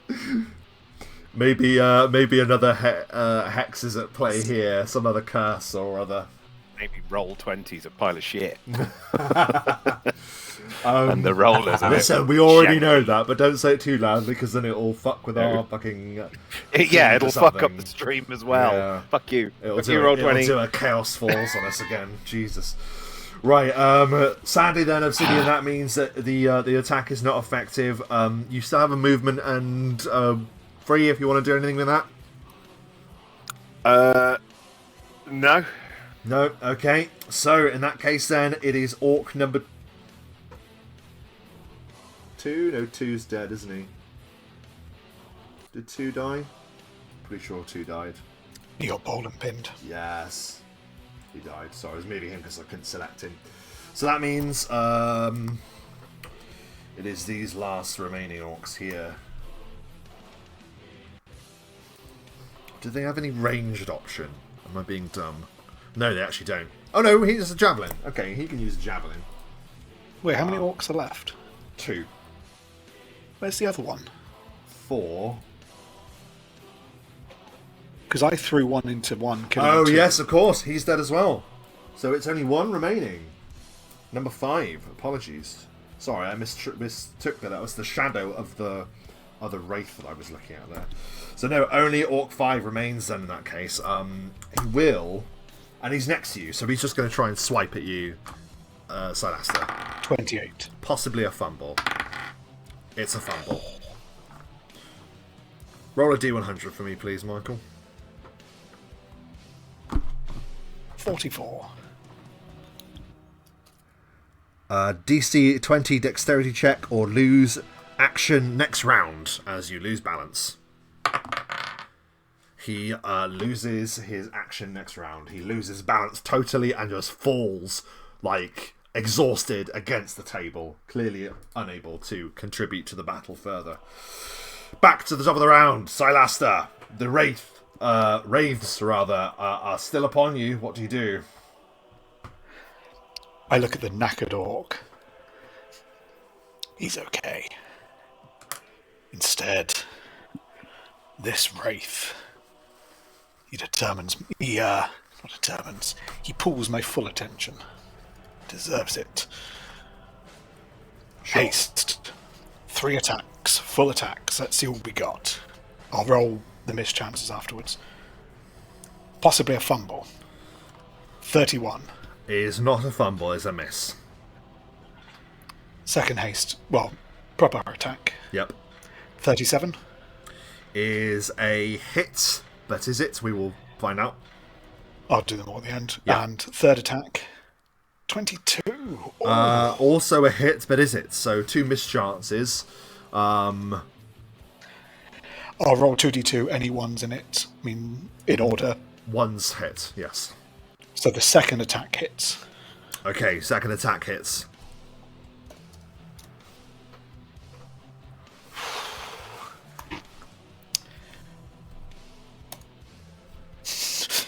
Unrecognized command. 18 points of damage.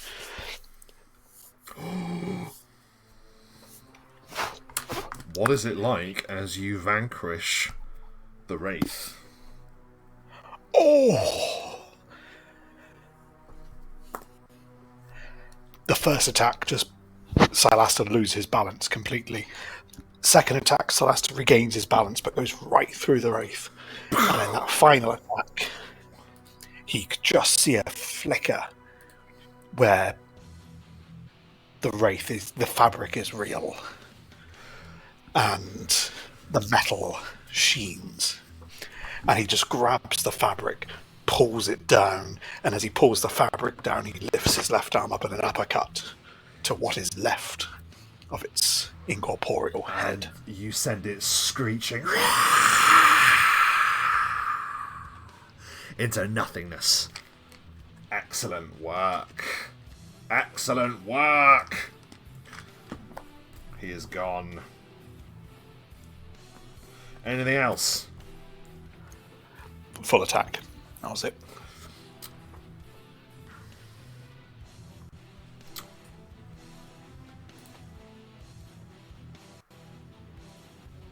The Dread Wraith's turn. Closes the distance between you and it, Silaster. However, that one remaining orc is in its way.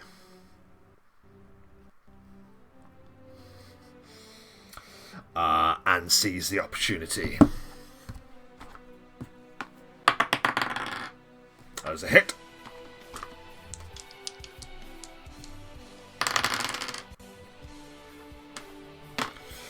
It moves across, and Silaster, as you take out this wraith, you look in horror as the orc that's lost its balance totally is facing you, and this spectral blade just comes straight through its back. Yeah! As the Dread Wraith kills that one. Roll a d4 for me, please, Michael.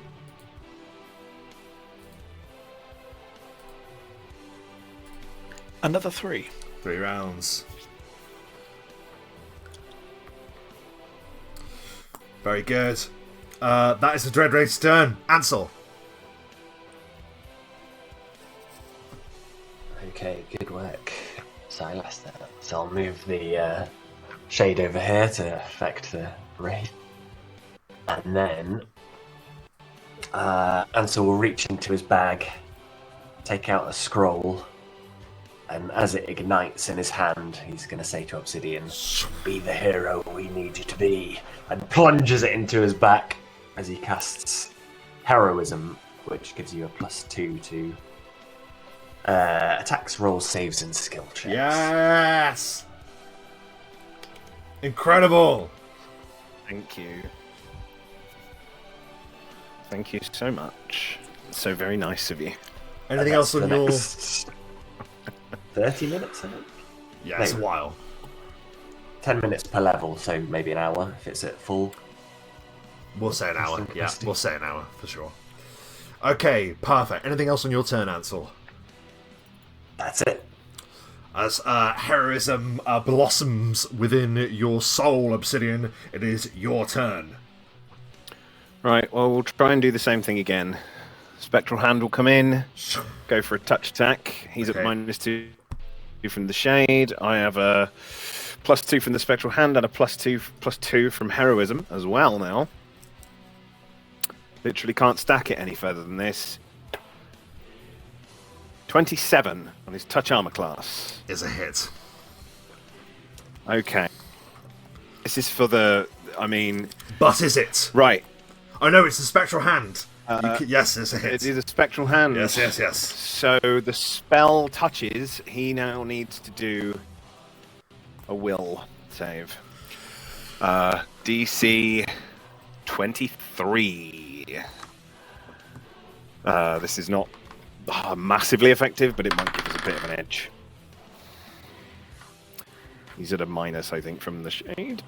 He is at a Maybe. minus from the shade. That is a failure. Really?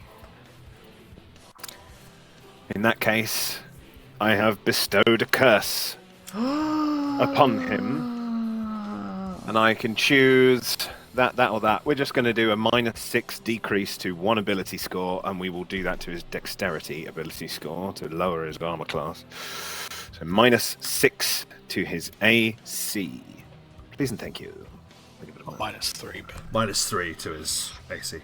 A -3 to his AC, -6 to his dex from my bestow curse. Very good. Thank you very much. Finally, something went in my favor. Incredible. Now let's, It goes, "Ah!"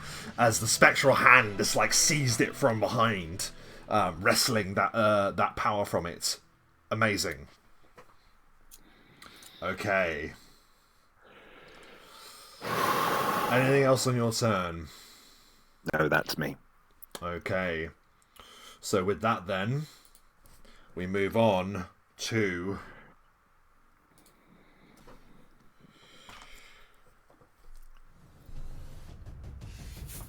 Okay, so that's going to be... Is everything else dead now? No. So is that the start of the round again? Well, actually, technically yes. Technically yes. Well, yeah. The one thing is got 3 rounds. Yeah, but Yes. does that mean it's Silas's? So we're now turn back again? to the top of the round. Silaster, it's your turn. You see the spectral hand dart out of nowhere and just siphon some power from the Dread Wraith. What do you do? I mean, this is why I took the haste potion. I'm just going to take a 5-foot step and just hope. 1,000 cuts, one of them's got to hit. Yep, close the distance and you bring the battle to it. Roll it up. 36. Is a hit. 33. Is a hit. 30. is a hit. See how many do. But is it? One's a hit, two's a not. I'll do that once. Oh, for fuck's sake. Oh my good God, that is so... Roll 20 hates us today. So you're just swiping I blame wildly. Dom for choosing the red as success and not the green option. Oh yeah. All right. Well, we chose it fine, it's early in the fine. fight. Yeah, we'll have to stick with it for now, otherwise it'll get The confusing. minute we change it, Yeah, exactly. My God, yeah, you swing wildly, and all of those attacks would be peerless attacks against any other enemy. But this Dread Wraith just rises above you. there's a part of Silasta's head that just thinks, I need to harness this power myself. And with that power that you're thinking about now reaches out towards you, Silasta, touch armor class. 24. It now has a minus to its attacks. It has lost some of its attack power thanks to that strike.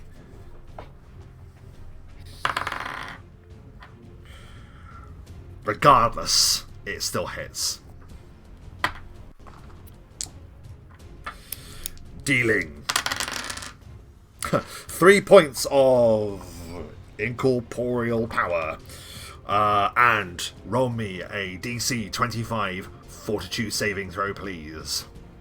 Mind over body kicks in. I'm Yep. going to use my maneuver that I refreshed. Yep. Oh, that's a bad miss. Your mind darts to thoughts of home, and suddenly the Rockin has turned upon you, and your tribe is not there. The obelisk does not stand tall. All you see is a wasteland, and dread power falls upon you. Roll a d8, please.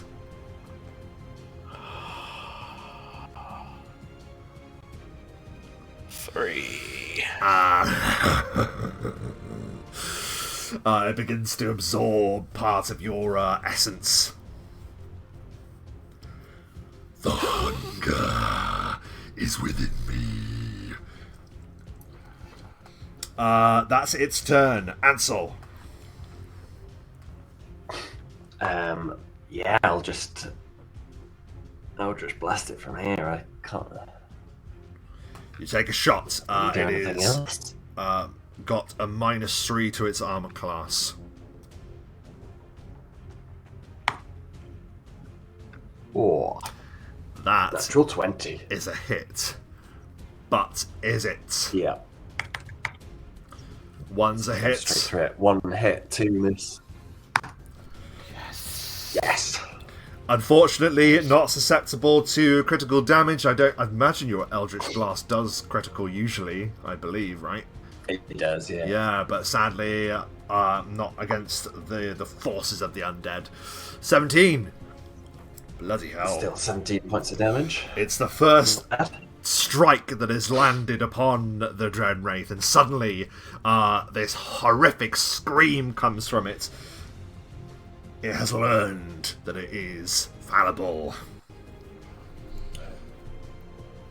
Anything else, Ansel? No, I can't really do anything else, to be honest. So, Obsidian, it's your turn. Take a 5-foot step forward, and I will attempt to hit its range touch armor class. Now, it has a -3 from what I did before. Another -2 from the shade, so it is -5 overall. Yes. This is on its touch armor class.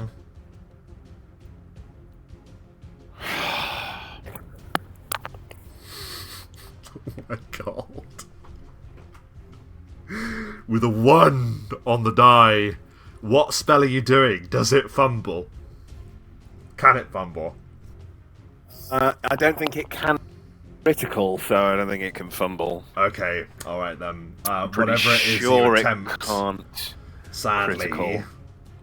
So no. Well, That that is- should have been +2 from heroism as well, no? But it's wouldn't have made any difference. still a 1. Yeah, it's still a 1, so.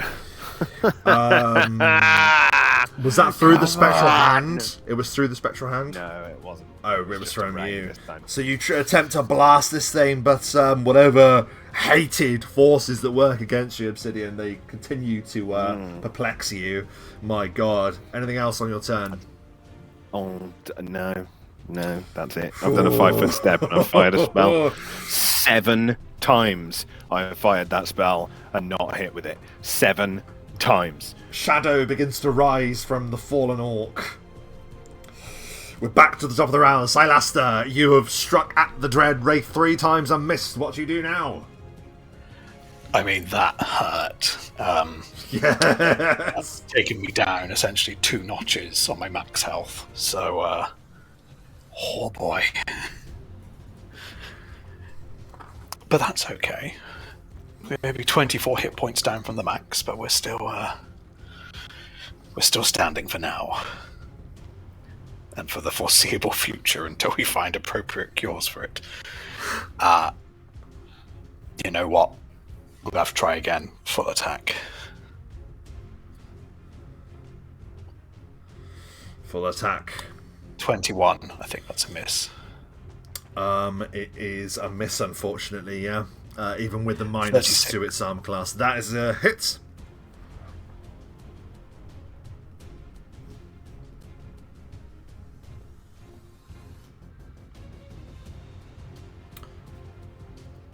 We lost Michael. He's gone very still for me. Yeah, he's gone for me as well. Yes. Oh, Michael, are you there? Michael. It's worms, Michael. You're eating worms, Michael.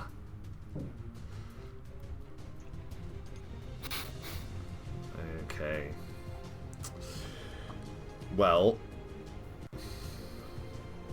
we'll wait a short moment, and if he doesn't return to us, then it might be an ideal. I was going to wait till after the combat, but That may be some time this away hasn't yet. gone our way, so I think I'm actually going to call it. I'm going to say we're going to go for a break now. It'll be good because then we can get Mike back in, and then yeah, maybe a refresh. It has been a bit jittery, but anyway. yeah. Oh yeah, I proper lurch then. I'm going to be really quick. Thank you ever so much for dropping by. If you have been watching live or after the fact, if you're watching on Twitch and you want to see us live in the future, follow us and hit the bell to be alerted when we go live. And please give us a like and subscribe on YouTube.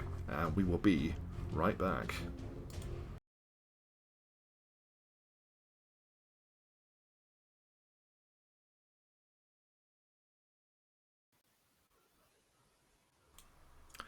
And we have returned. Slight technical issue meant that we had to jump into a break there mid-turn. But I would also like to extend our dearest thanks to Faithful Redium, who has granted a boon to each of the players. I'm echoing through someone's. That was weird.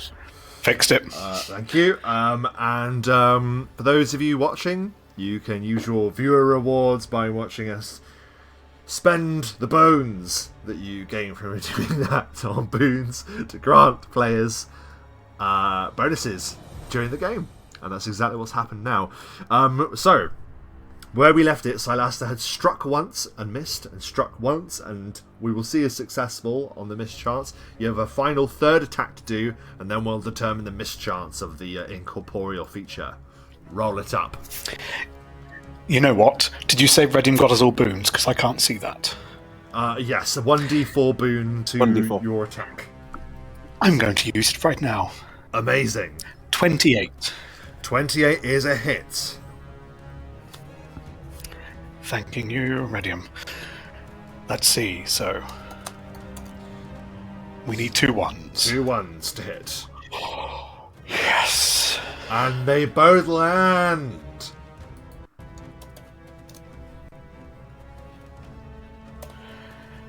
Yeah, that first attack, Silaster felt a bit funny. He kind of zoned out for a second there. That was a bit of a glitch. But snaps back in for the final 2 hits, and 39 points of Oh damage. my god, that's more like it. It gives a shriek as you smash into its form. It can't believe it. The 39 points of damage, my goodness.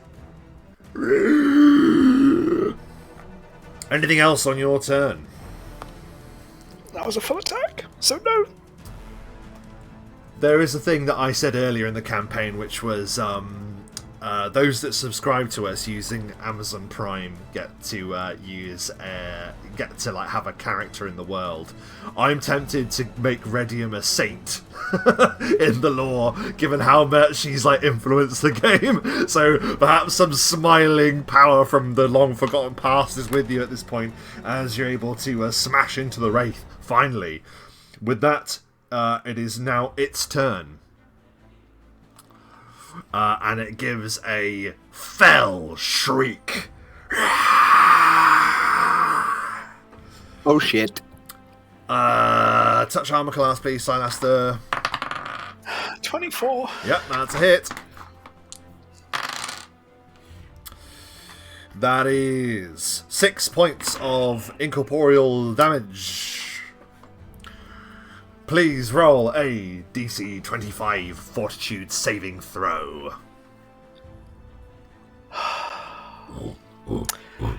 I have not only used my maneuver,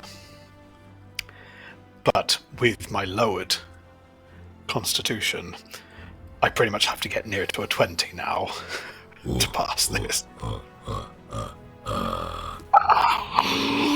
It's so close.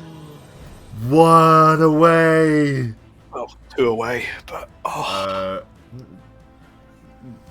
Sorry, yeah. Gutted, mate. Yes, gutted. My goodness. So, with that, you are going to have to roll a d8 for me, please. Make it low. oh, that's not low. Oh, God. Kick in the teeth. Oh, that's a bandit. Silaster, That is you a are madness. feeling your essence being drained away, and once again you see that twisting road that leads through the endless black forests of Arvenaith. You see the icy rivers, the unforgiving terrain, the thousands of elven dead calling you home. Hang on.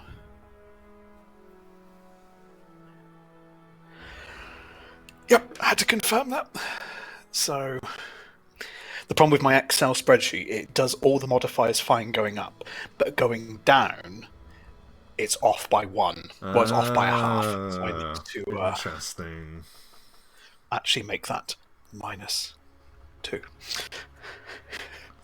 So, I've lost 3 levels worth of health, so that's 36 hit points. Ouch. And my max has gone. Oh, painfully low. Oh, okay. Is Silas still standing? Yeah. Okay. Yep. That may change soon, but seeing as my max health to my current health, you'd argue I'm in good shape. Well, you're also only noticing this now because it's only within the last 2 occasions has it actually received any damage. Whenever this thing is touching you, it appears to be taking back part of what it has lost as well. Troubling news indeed, as the Dread Wraith gives a greedy laugh that echoes within these halls. That is its turn. Ansel. I'm gonna move to here and just fucking start chucking shit at it. I'll try an Eldritch Blast. He's gonna chuck shit at it. Like a monkey. Yeah. -3 to its Literally AC pooping my for the hands. curse, -2 because of the shade. Spectral shit. 24 to hit. That is a hit on its touch armor class, but is it? Nope. Nope. Just goes straight through it. Fuck. So look, to you, Obsidian. It does beg the question.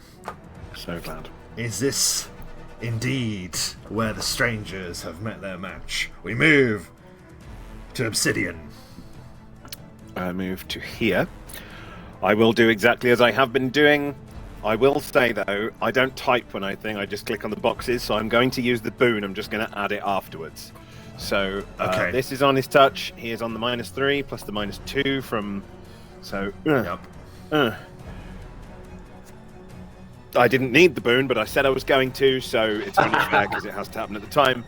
That is a hit, I think, on his touch armor class, yes? That is a hit.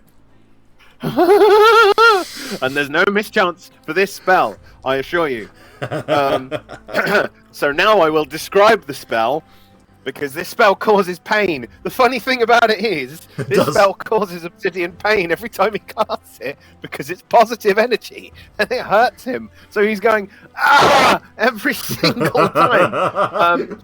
So for a minute, it's like the hood that he's wearing, the shroud, the Plague Doctor mask kind of goes almost invisible. It fades for a second and you just see Bogram's face, and where it would normally look quite sort of skinny and pale, he looks fuller and fresher again, and in the air around him you can smell his wife's perfume as he just has this mad surge of positive energy go through him that bursts through the Dread Wraith and does 43 points of damage. That could have rolled better, but 43 points of damage nonetheless, as a greater Disrupt Undead finally hits its mark. It's not a lot of damage, it's not a massive amount of damage, but if that had been hitting every time, it does damage, like... Okay, I need to just check something here.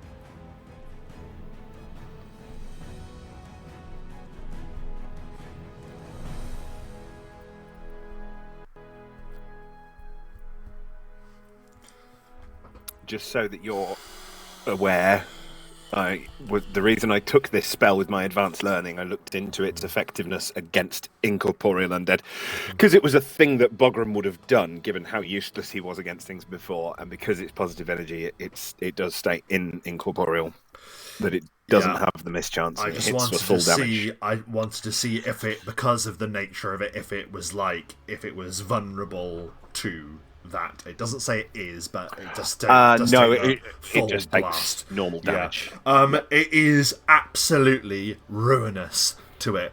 Silaster, you've just been drained by this thing, and all of a sudden this thing just becomes what it looks like it's always been, a shadow in the wake of blistering pure energy behind it, and it is just ripped through with this light bursting through every seam of this thing.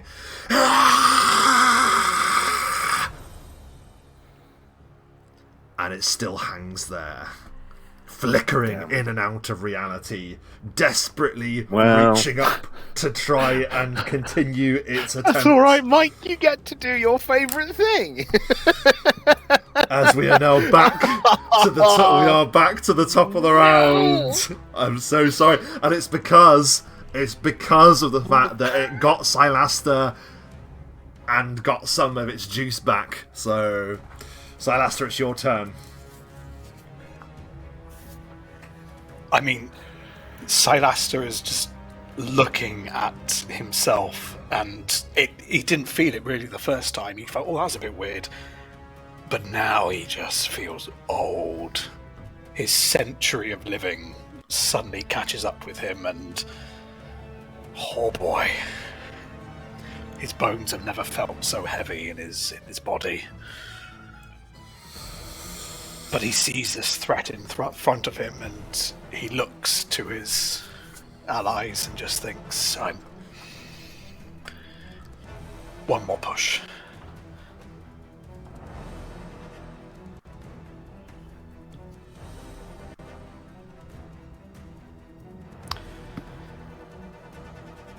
He's going to do one attack.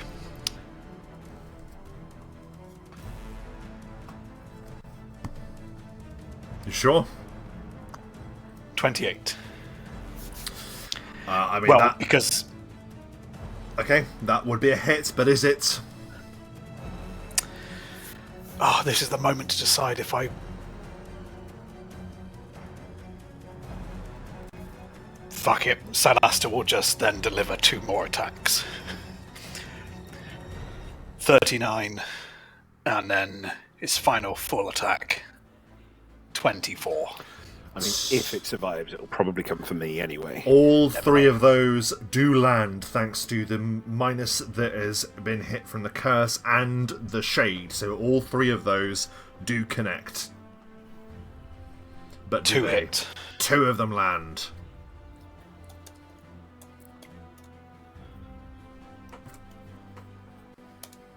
For 38 points of damage. What is it like as it reaches out for you, but you exorcise the Dread Wraith?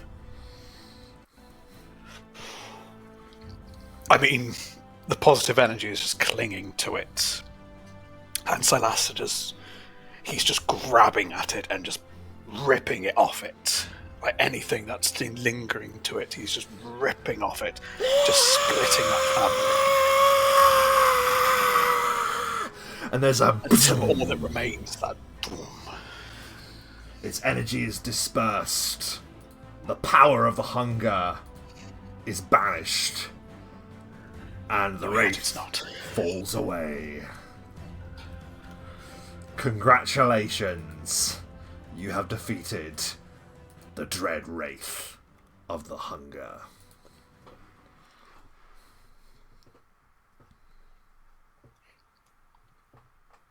Is that orc going to come back? Fuck.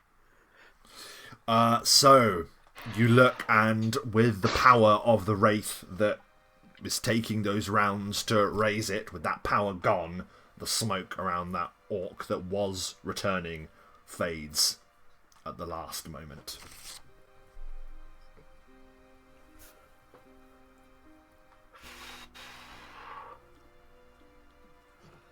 Oh dear. Salasta's going to move here, pull up a chair, and then just sit at the table. Yeah.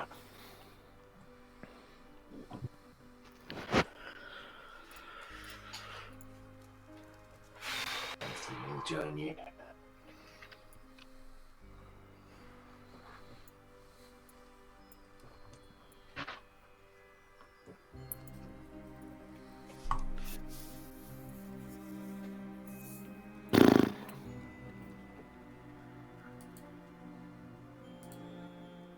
Well, that was the thing.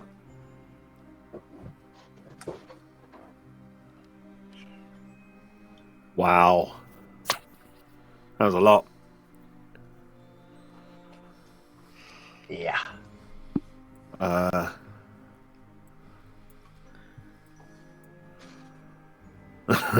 Not sure I have a lot left. I'm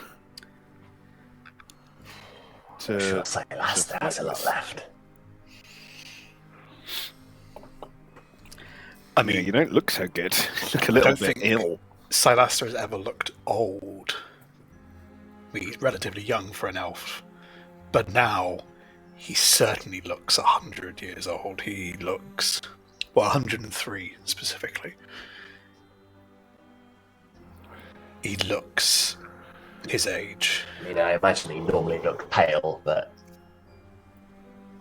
He's verging on white.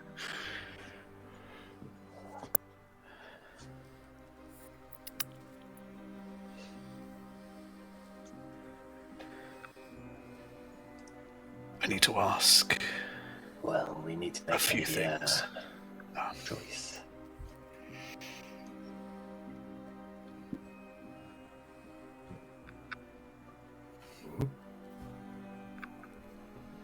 Is he gone? No, Ansel spoke over me, so Yes, go first. Is it? Oh, for fuck's sake! I've lost Ansel. Yeah, And his that's this weirdly, his sound bar at the bottom is just wobbling like.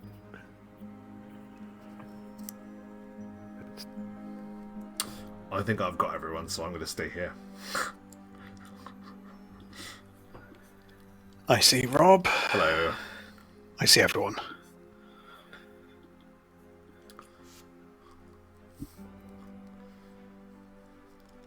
I have you all. Sorry, Ansel spoke over me. Do you want to go first? I was just going to say our choice is probably where we teleport to heal you. Yeah. I don't think I've asked this of you two before, but this has got me thinking. Should I die, take me to the highest peak within reason and burn me. As close to the sky as you can.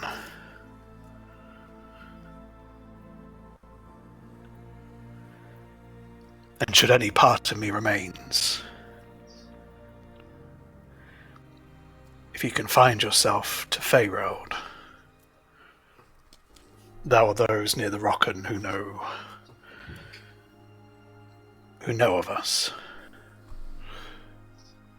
if you could take part of me back to my people, a memento, even my coat, anything. Don't bury me. I mean, Don't that's keep me from the sky. totally reasonable request. I would have two responses. One, you're not going to die, or we're going to do our very best to make sure that doesn't happen. And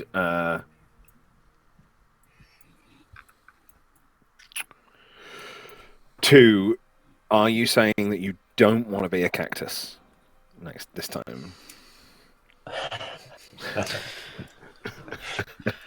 No, genuinely, apologise. I do apologise for that. It's fine. I don't think that's unreasonable. It was a journey I had to take. If It is not a road I can walk twice. if being the big word there, you should fall, then fine. But I think that where we are, given what we're doing, if you should fall, it's very likely that we should all fall together. And it's, in my mind, probably not the worst way to go.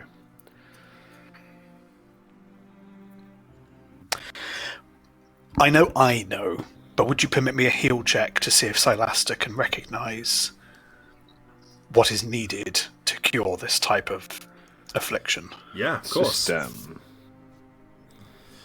yeah, Obsidian can make a religion check in place of a heal check, or a mortician check, I would say. So whichever you prefer. Mortician is on 10, religion is on 9. 28. Oh, well. Um, I'll give it a 21, so you know better than me anyway, but awesome. Well, you both would pretty much know. This is a case for you're going to need restoration magic to heal this. That's fine. We've got some. Drain, Well- same as damage, can be restored by restoration. But We have lesser restoration upon us, then that is not enough. let me check lesser would be. restoration. It would restore some. It wouldn't restore as much. Yeah. If restoration will do it, lesser restoration. No, I don't think it doesn't restore permanent and It drain. cures 1d4 of temporary ability damage. It does not restore permanent ability drain. It does not restore a permanent ability drain. My goodness, you're right. However, you have something that does do restoration as well, I believe. If you're thinking about the staff, it doesn't have any restoration charges. Have you used all? Unless there's anything. Wow. Oh dear. I don't know if it ever had any. I thought it did. I thought it did. It may have had one, but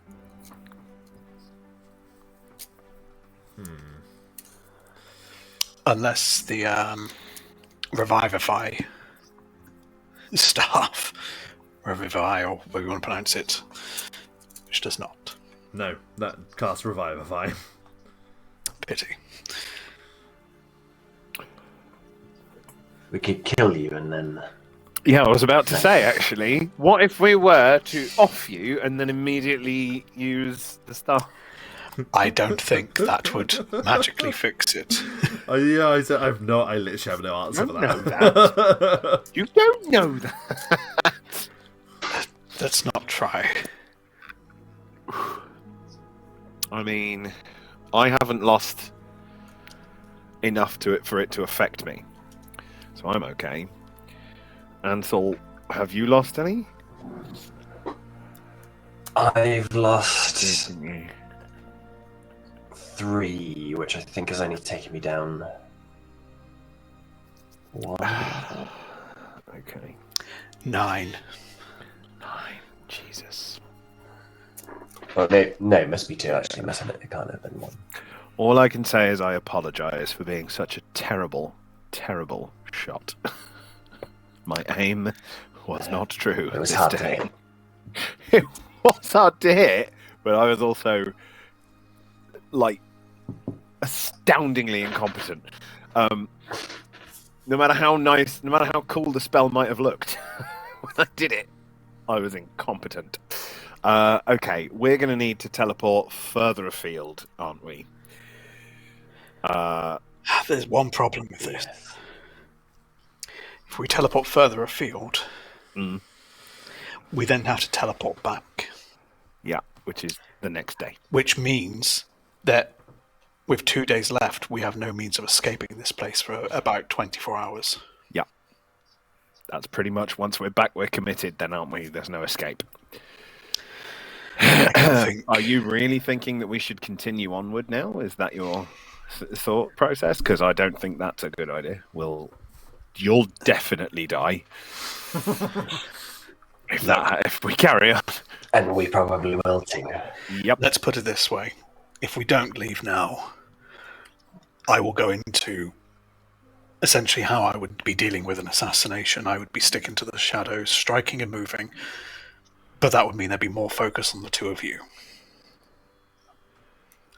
Right. Which just means... But look, I understand what you're saying. for all I of understand us. what you're saying. But if you think that you are able to stick to the shadows, strike and move, and do all of that to vampires, that's what they do, friend. I don't know that you'll be able to stay hidden from them. They'll see you. They're vampires. Yeah.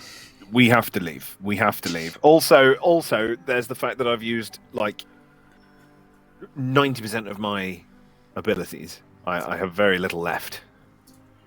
Like Obsidian also, he's lifted the mask up, so he's wearing the beak on top of his head.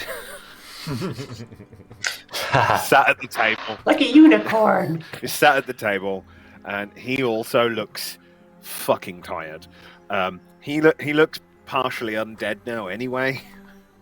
You haven't really seen his face since the last level up, since level 12. Like, he looks kind of gaunt, a little bit undead.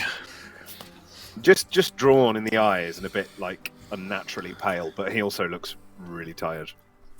Kind of like me. I realise I haven't actually brought my my journal, so I will have to run and get it. Unless you guys remember what day you were on. This was the third remaining which means if we seek help and come back, we'll be on the second to last day. So we'd have 2 days to go, and we wouldn't be able to leave. So essentially, that's it. Yeah. We'd be in for 2 days straight. And we need to teleport somewhere that I know. Got to be somewhere you know. That has somewhere with restoration, and it can't be. It can be. It can be. It can be Valdenor. Of course, it can. It just means that I'm not going to go roaming around. Oh my god! Because you're exiled. Oh, that's hilarious. Yeah, I don't need restoration. I don't need it. I will keep the one. I'll do it at another time. The 1 point that I've lost hasn't affected me, so I can. If we teleport there, I'll just stay hidden. I already owe a great debt to Corel and Labyrinthian, so. And the while. Look, I'm totally down. Once we teleport back in, look, this has always felt a tiny bit like a suicide mission anyway, given what we're up against. So, I reckon let's just teleport away. We'll back tomorrow, then we're all in, we're committed. And while we're there, maybe we can get a potion to up my aim. Slightly. Ansel. Suck. Yes. Just... my mind is in one place. Should you fall, do you have any last rites?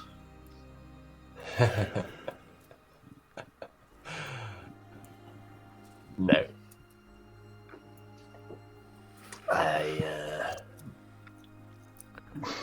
Put me a coffin, put me in the ground, burn me, do whatever you like, whatever makes you feel better.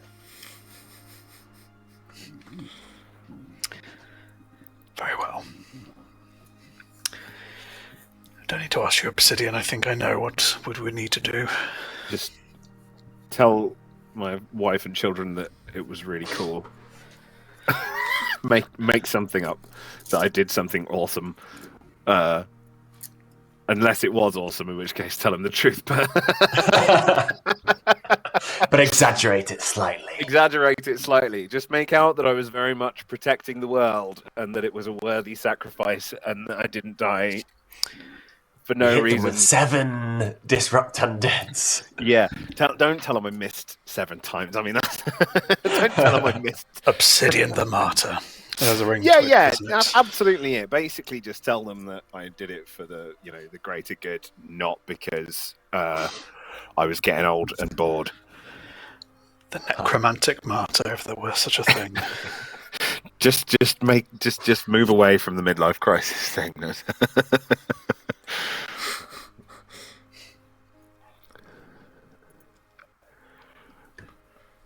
Okay. Well, where are we going for now?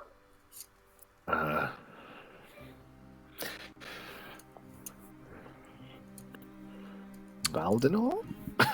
Graves and Co? There is another option. There isn't standing anymore. Or the Necro Cave? There is the cleric. Oh, not Bright Harbour. Quarrel Quay. That's the one. She was a cleric. Yes, she wasn't a druid, right? She was a cleric. She was a cleric.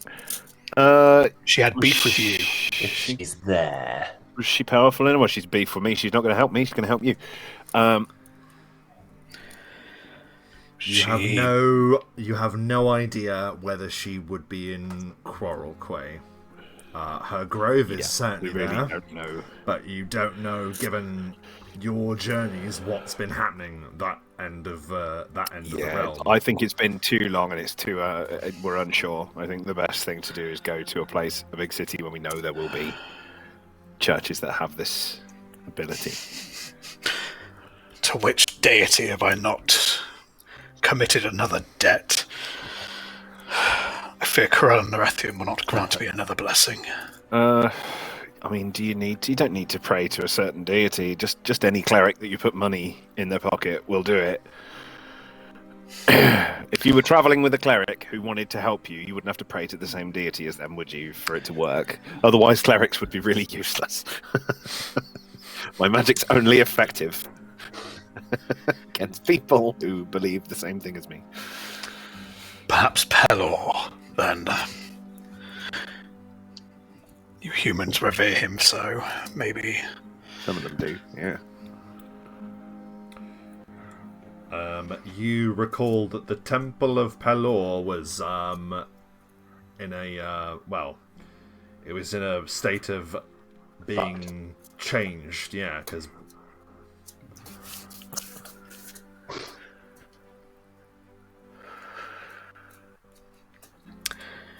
we just need to get to the Temple Quarter.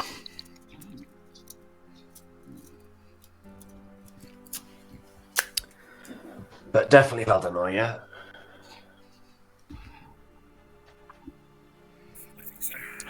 Well, I've spent enough time in the Necro Cave to...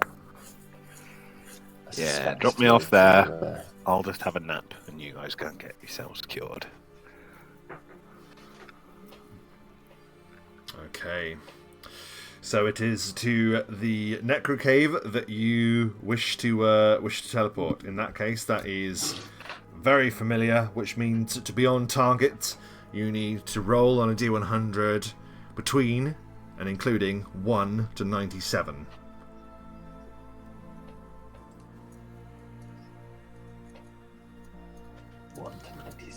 Mm-hmm. Well, couldn't go wrong with this one. I mean, no, Roll20's wonderful and loves us. Whoa! You're Thank the there. actual Lord above. Within yeah. Could have gone anywhere. Yeah, absolutely. Within like centimeters of where you wish to be, you are there. Transported. And in the blazing moonlight, you are transported to the Necro Cave, of which I am desperately looking at the map for. What's the plan now that you've arrived, and while I find that? In fact, we probably don't need to go to the Necro Cave map. We can probably just go to the main map, because you won't be in there long. Nope. Well, I will. I'm going to stay in the Necro Cave. What? I can't be seen around the city. Yeah, good idea. What time of day is it? Oh god, yeah, so oh hello. It's see, I wish I'd had my journal on me, because I actually write in what stages you're at. To be honest, it's probably coming to the end of that day anyway. Yeah, it must be, because we walked a fair old distance before we found the cave. Yeah. From the cave, we didn't really rest in the cave. We sat for a couple of minutes. That's and right. Then set off up through the sluice, so it must be evening. Yeah, evening it is. And yeah, the familiar gloom of the Necro Cave is there. Many a time you have retreated to this crypt, and now you find yourself there once again. What is the plan? The body of the palace guard is festering away on one of them. There's like a big hole. I'm surprised you haven't put the bodies down the hole or something, but no, there they lie. I can see Ansel has had to vanish, so I would imagine Ansel and I would head to the Temple Quarter to okay, seek you can move aid. Move to the temple district, certainly. Are you just wandering there, or are you... Well, I didn't think we were exiled. I thought Obsidian was the only one exiled. Well, no. You were. If it was certainly implied that you were, for you were conspiring with a necromancer. I see. You're almost as bad as the necromancer himself. You were allied with someone and helping someone grow in that power. You are culpable Then, to that. Sticking to the shadows we will be. Very good. You can make a stealth check or a hide check And Ansel, you can do the same.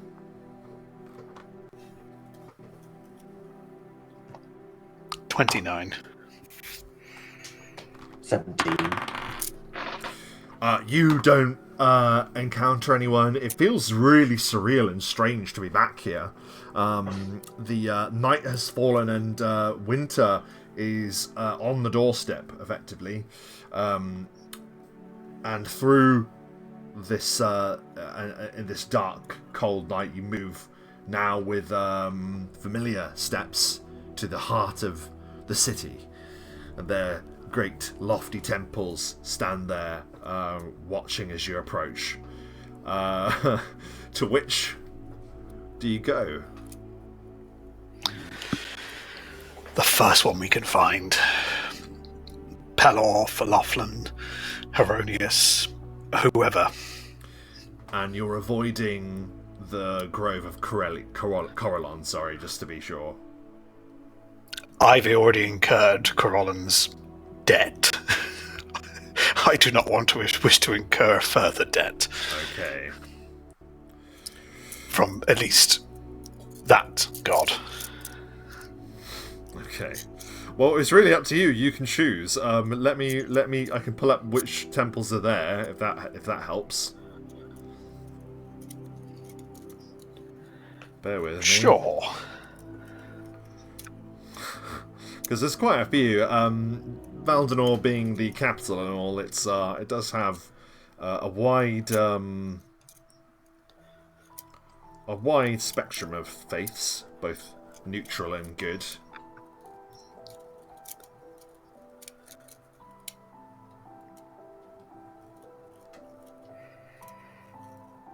So there is a Temple of Hextor.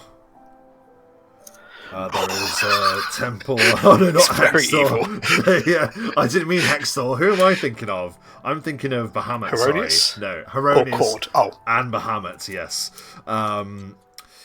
Heronius is what I meant, not Hextor. There is, yes, as you said, there is Pelor. Cord. Weejas.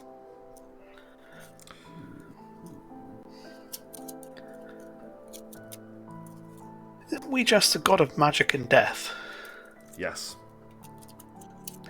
I think I'll pay Weejas a visit, seeing as I've been doing a few favours. Oh, okay. Interesting.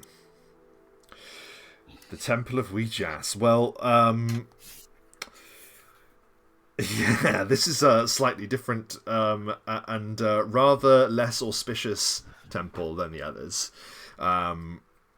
You could argue that not as many people visit this temple as the others, but it does look odd and strange in the night. It appears to have like black and grey brick as its as the material of its construction. It does have like an odd, unearthly look to it, this temple.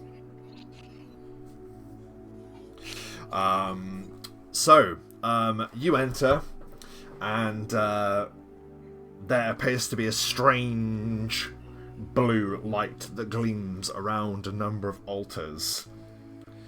And standing there at the foot of one of them, there is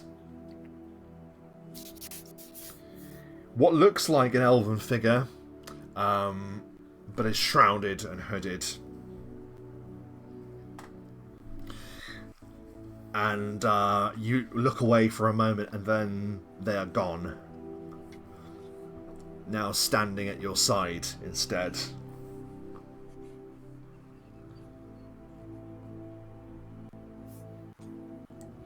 You have entered the halls Very clever. of the origin of Arcane.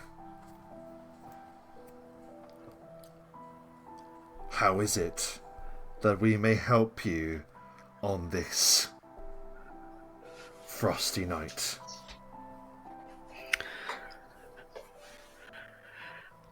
I mean, Celeste doesn't know anything about religion at all, except the very, very basic. so he's not going to attempt to do any bluffing here. I'm in desperate need of your aid, cleric, priest, whatever you are. Elfkin.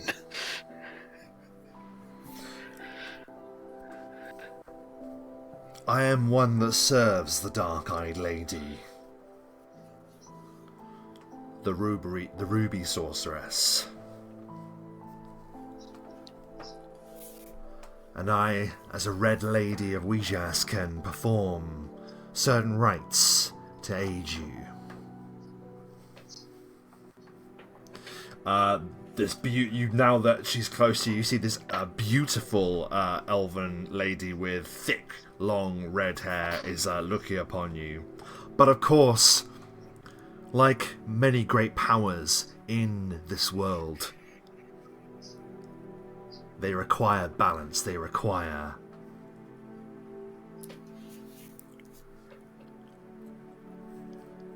a sacrifice.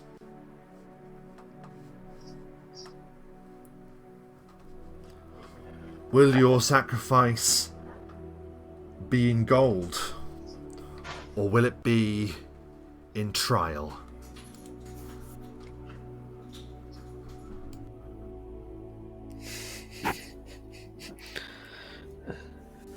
So tempted to say trial. Oh, so tempting.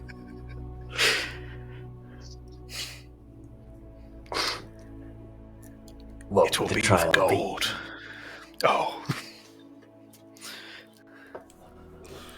The trial will be made known to you in the future when the Lady of the Arcane should wish.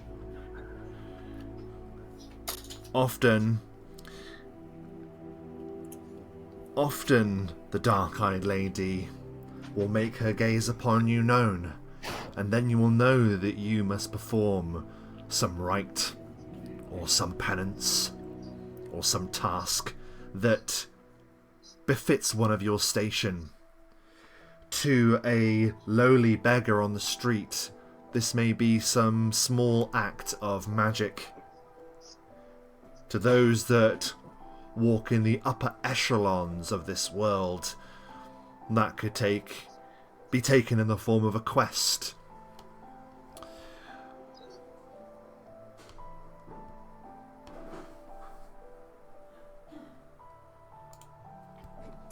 Perhaps gold then.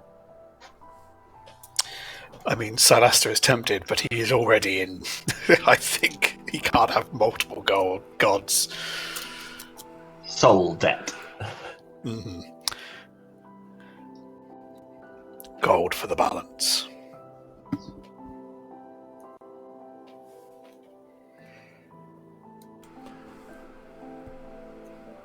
Very well.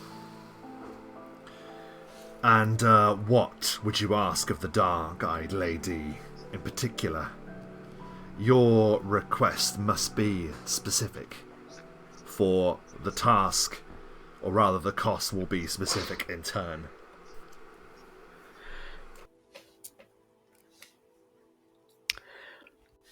Restoration of my former self.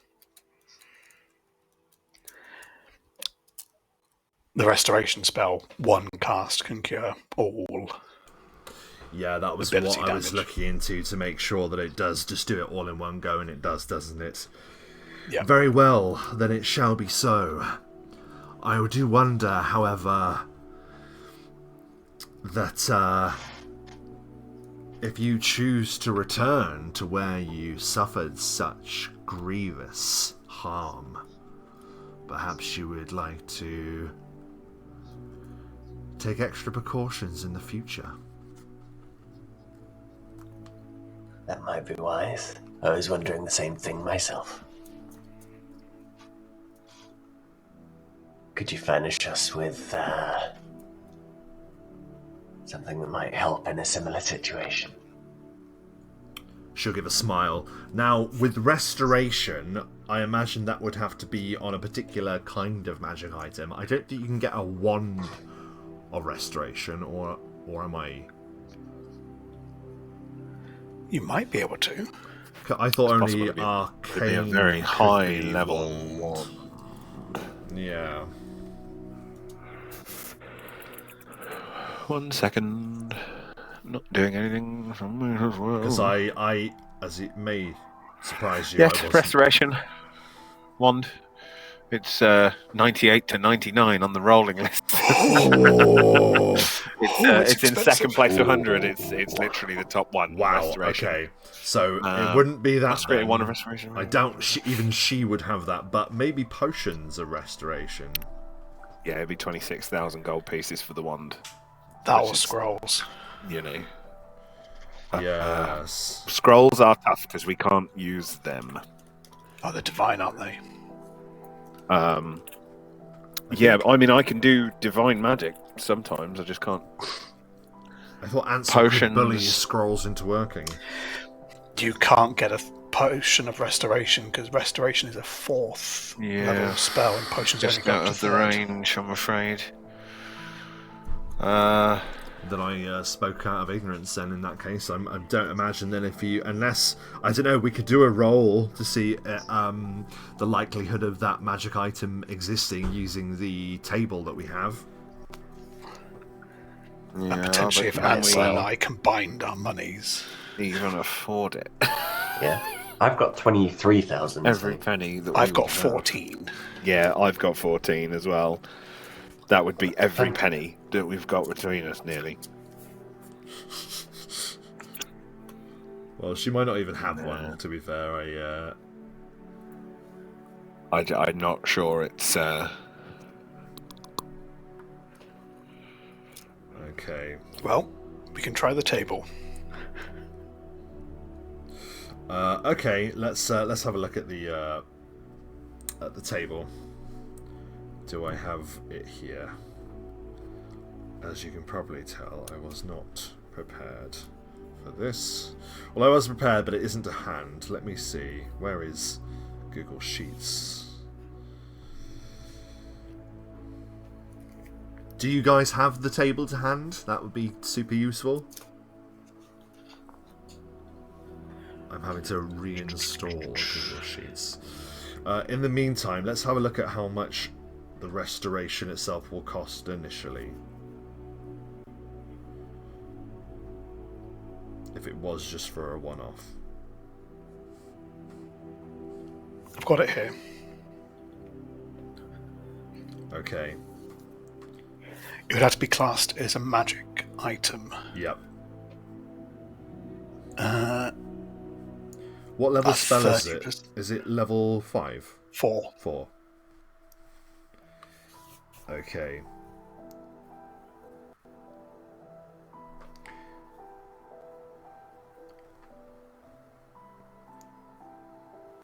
Okay, so market value of a simple scroll of restoration is 800 gold pieces. So you can spend 800 gold pieces to have restoration cast on you now. And then we can learn what the percentage is to find an item that will perform it in the future. 30%. 30%. Very well. Give it a roll. Who wants the honours? Don't give them to me. I've been rolling like crap. Mind you, I've been rolling very low, so... You want low, don't you? Yep, do 100. Go on then, Obsidian. Go on. As I'm not there. Of course.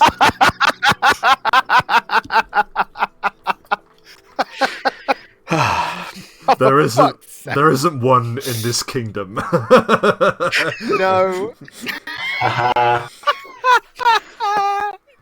Oh dear. Oh my god, I told you I No. shouldn't do it. There we go then. So that answers that. But to have restoration, Curious if any of us have done it, but have restoration cast upon you, it would be 800 gold pieces.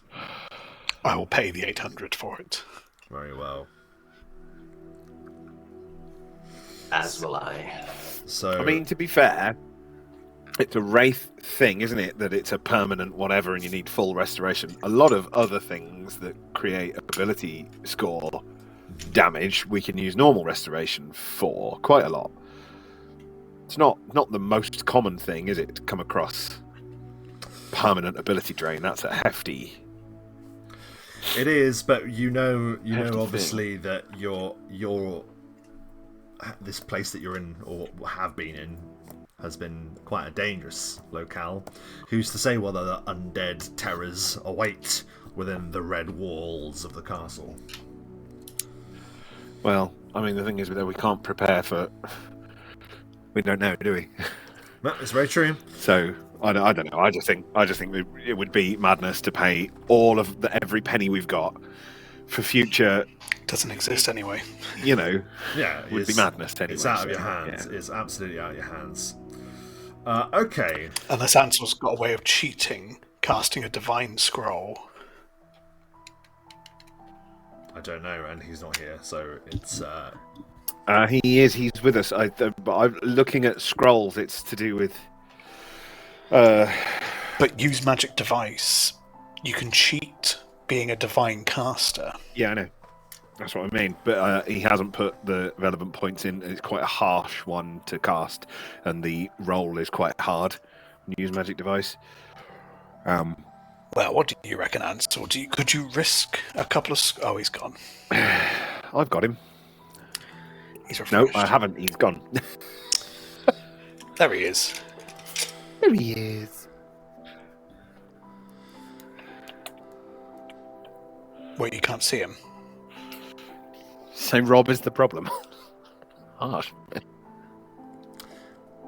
I don't have Dom, but I have you both, so I don't know. I'll refresh. Rob's refreshing, Dom. I'm not the bloody problem.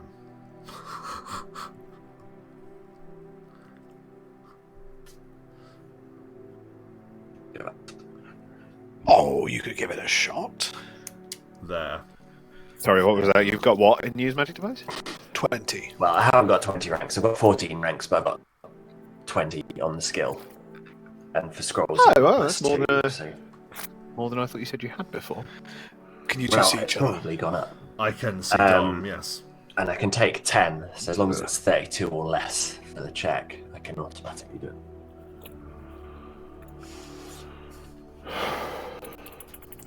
I've yet to hear confirmation that Dom can see me.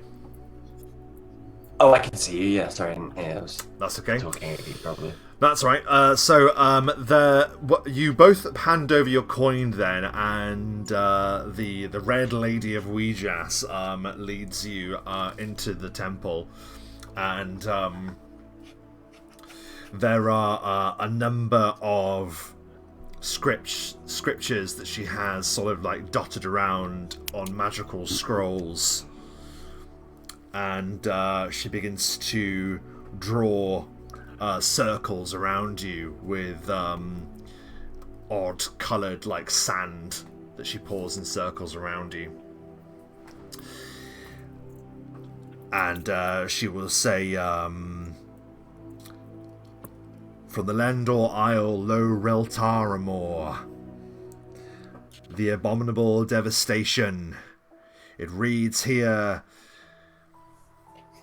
that the Lady of Red, the dark-eyed one, the witch goddess, the stern one, the taker, the Lady of Book and Bone, shall restore you with powers of magic insurmountable. You need only open your heart to its power. Do you open your heart, Snow Elf of the Rocken? I open my heart, struggling to lift up his arms. Insurmountable. Religious people, man. It's level 4. Get over yourself. And you, stranger so tall and full of light, do you open your heart to the Lady of Book and Bone? Yes, for what it's worth, I open my heart. then the power of the patterned web shall be upon you. You see this like wreathing magical energy flare up around you, this webs of magic coursing through the temple. There is a thunderous ringing as something appears to fall upon the temple, some power, some light. There is a sudden flash as if struck by powerful magical lightning, and then in an echoing howl, the experience is over and you are each restored back to normal. Oh, I'm injured. The red lady will give like a smile and then sort of like reach out to lean against one of the altars and say, "She often speaks through me, but never with such suspicion."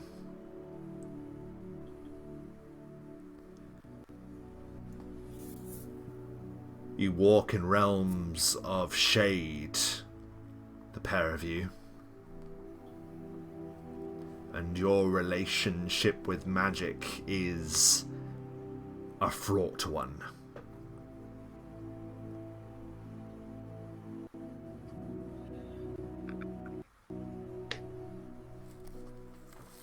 Yes, I suppose that is accurate. Should you return here, you should consider opting for the favour of the Lady of Book and Bone. She would have great use for you. Plausible deniability, you might say. And she'll give you a very strange smile.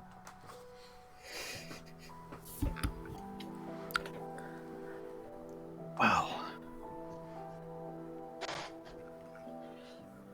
plausible deniability is Silas's middle name, you know.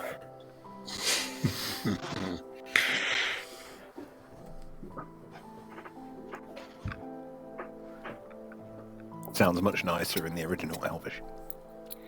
that it does.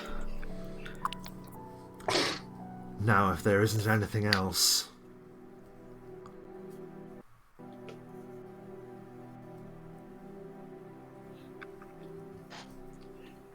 I didn't believe so.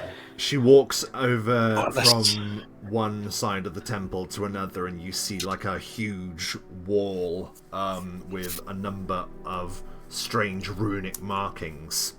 She will begin, it seems, casting some spell or other as you leave. You can give me a spellcraft check or a knowledge arcana check if you have either. I do.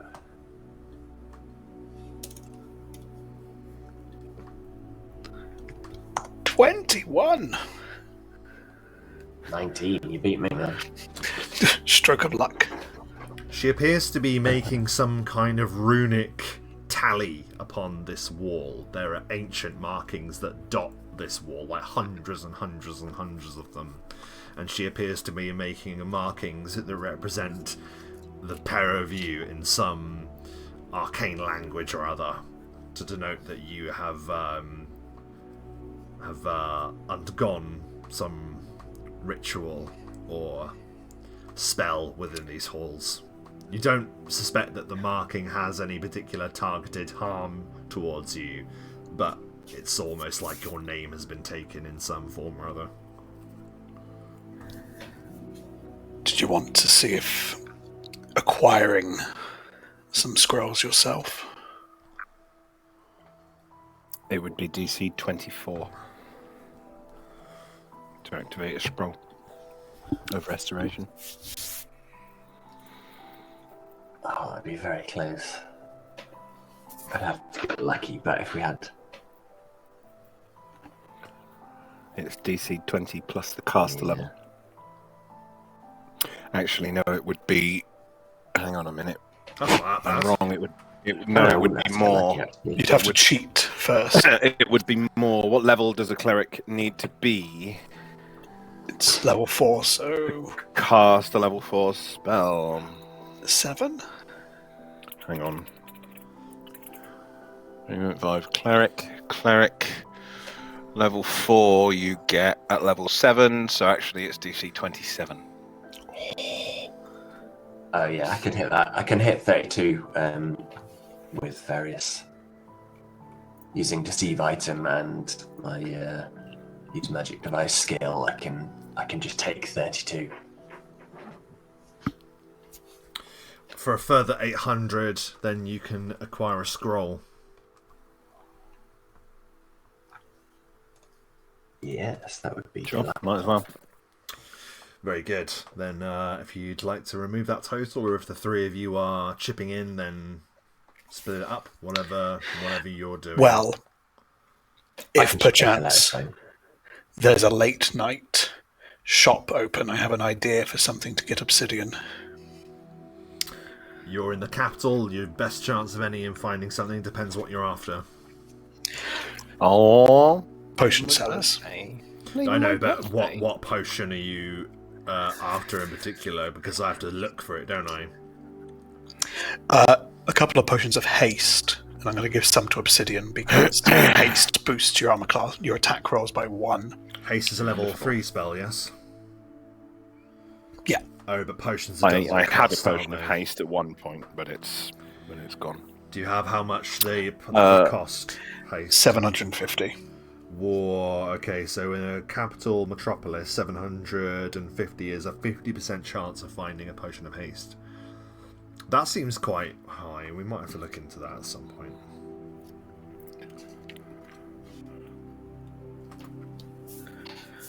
As I said, when I did it, I just... Yeah, I know, I appreciate Yeah. it. It is a great table, but for now, let's say, because it is currently down as 50-50, I'm going to say we'll drop it down one to the 700 one, so you've got a 60% chance of finding haste. Generous. So, 1 to 60. 60%. Oh, for fuck's sake. Sadly, not enough. Never mind. It was Rather a very too nice much. thought. Thank you, Solar. You're so sweet. I wanted some for myself as well, but... Yeah, I know. But you're very sweet. Never mind. Anything else? No, not for me, anyway. A sneaky return to the Necro Cave. No, I think we're I can't because I'm not with you, we and I get to can't. rest and return. You return obsidians already asleep on a grave top. Are you making an attempt to move back through the city stealthily? I guess, yes. Oh yes. Do a move silently or a hide, whichever you prefer. 33. Okay. Hide. I'm going to be a lot less good than that. And so, 80. hey, that could be a lot worse.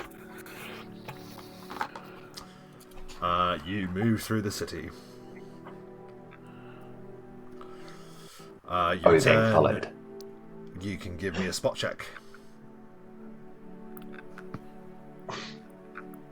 Not really got any ranks in spot. 12. 7. No, you're not being followed. I'm filled with confidence. Same. Right. When we get to the Necro Cave, I'm just going to atomize about 3 Cure Moderate Wounds potions. Very good. So that's 2d8 plus 10, that's 6d8 plus 30.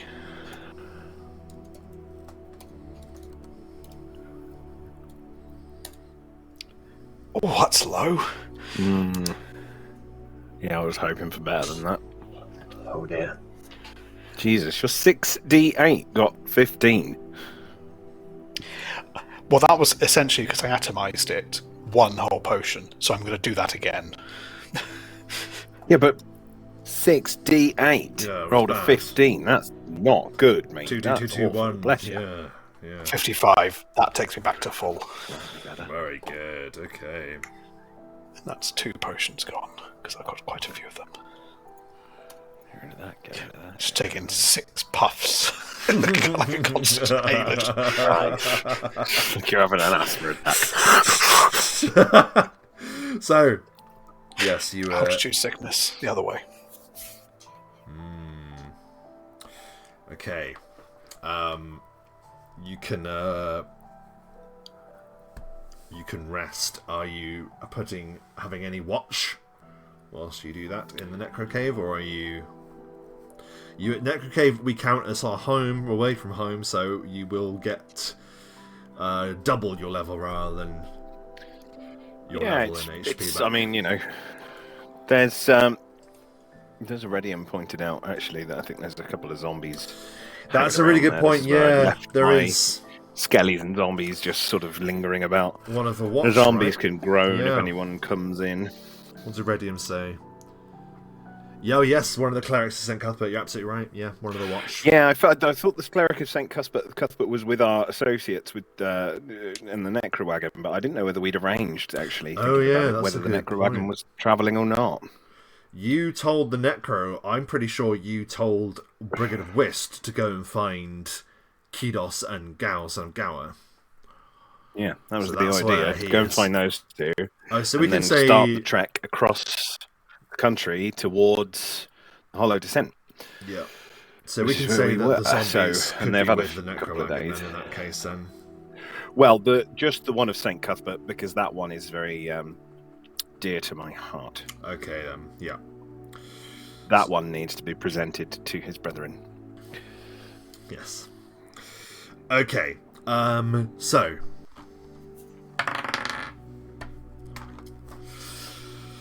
oh God.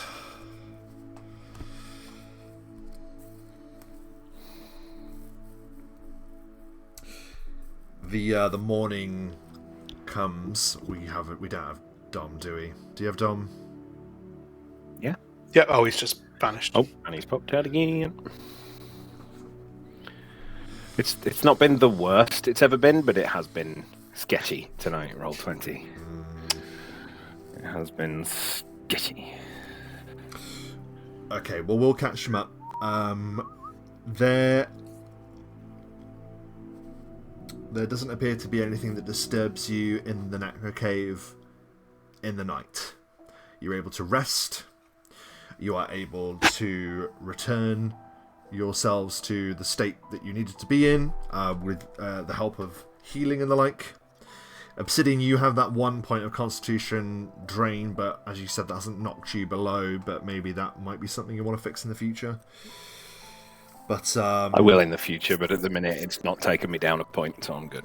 I think you have like a scar from where it struck you, and that will remain there until you've fixed it. Oh yeah, as a definitely. Well, it's reminder, definitely yeah. lowered the thing. My next ability score point when I leveled up and got an ability score point, which I think is like level 16 or something, I don't remember, was going to go in Constitution, which would take me up by 1 and improve my health. So I need it back for that. Sure. So it is definitely a thing. It's just not a priority right now. Okay.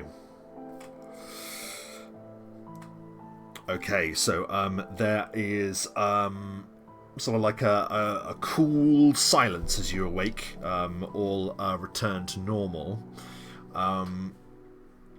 You can give me a spot check.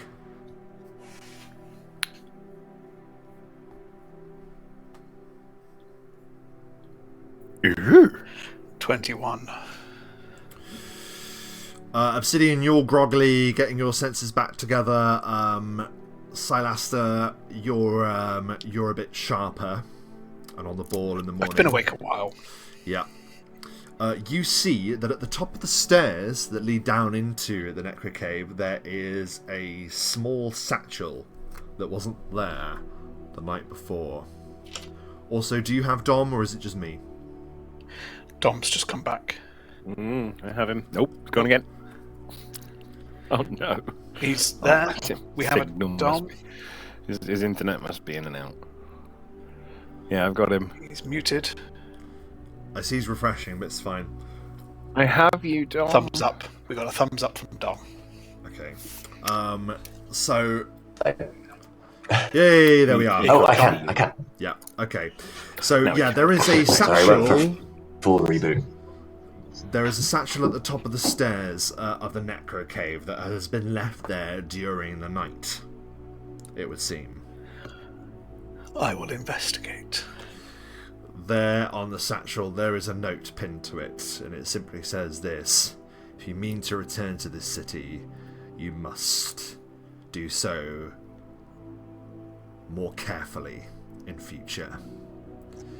And there is the sign off of Arcane Zarya. Oh. She should stop being such a nosy bitch. It says, "P.S. Word on the street was that there was a snow elf looking for this. Inside there are 2 bottles of haste." Ah! Thanks. Yeah, that's nice. Very good stuff. There How many snow are elves is there? 2 bottles of bark skin plus 4.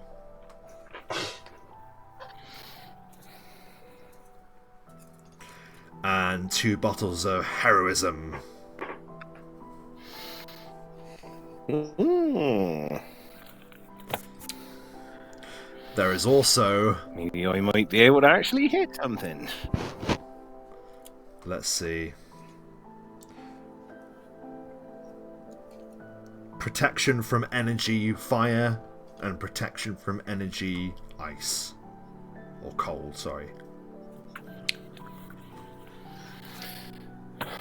Right. Are you writing those into the thing for the group, Silas? Good stuff. Sorry, yeah. Haste, bark skin, plus 4. Heroism, protection from fire, protection from God. Was it protection from fire 10? Did you It say? just says protection 5. from where has it gone? I thought I said it was protection from energy. Oh, So it's That's as it. the spell protection from energy. Protection from energy grants temporary immunity to the type of energy you specify. When the spell absorbs Fire. 12 points per caster level of energy damage to a maximum of 120 points at 10th level. This would be as the standard, so this would be a level 3. So you could absorb up to 36. 36. Yeah. Wait, level 3? Yeah. That's level 5, so 60. Oh yeah, of to course 60. it would be. Yeah, of course it would be. Yeah, so 60. Well, I wanted a haste potion, so I was going to give one to Obsidian. Mhm. So I'll give him that. Heroism? You two? One each? So let me see. I'll take a heroism. That'd be grand. Ansel? Yeah, sure. Well, don't know who's more likely to need a little extra help hitting. Yeah. My attack bonus is, unless I roll really shit, my attack bonus is generally pretty decent. So, Yeah, I've got but I'm one of hitting one of touch heroism generally, so I'm all right. Yeah, so am I, mate. But mine. all right, I'll take it. You take one. I'll take one. We're good. and then bark skin, there's 2 at plus 4. I have a bark skin plus 2 already. I'm going to give one to both of you each because my armor class is the highest. So I think it's only. I mean, yours is what, 17? So definitely to Ansel and Obsidian.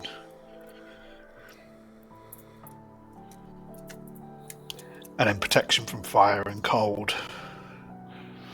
I would say that you're probably better off having both of those. I mean, if it needs to. Yeah, I'll put them there.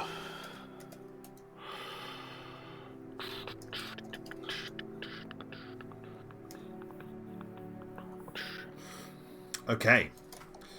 What's the plan? A new day has dawned. Another day Let's closer go back. to the day of the Fugue Moon. A new day has dawned. We need to go back. Where are you going to go back? Exactly where we left from. Oh, that's a risk. But yeah, that's very risky.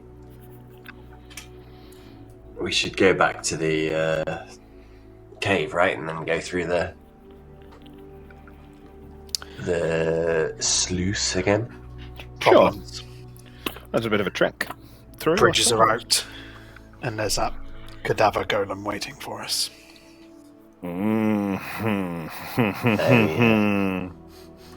Shit. Unfortunately, yes. Now, there are other locations that you can target between... What about just past that? Yeah. I would imagine that's the same as going back to exactly where we were. Exactly the same, yeah. We either risk the golem or we risk a misfire. Now, the misfire is... I mean, let's have a look at the actual spell teleport once again. Because I think actually, even viewed once, is actually fairly reasonable to get. So it does depend. Let me remind you. So very familiar, when you've studied it, very familiar is like, like the back of your hand, like the Necro Cave. Studied carefully is like the encampments that you have around the area, such as the cave and the site beyond it, before you reach the valley that you were going into. Seen casually, which is what we would be looking at currently, I believe, would be 1 to 88.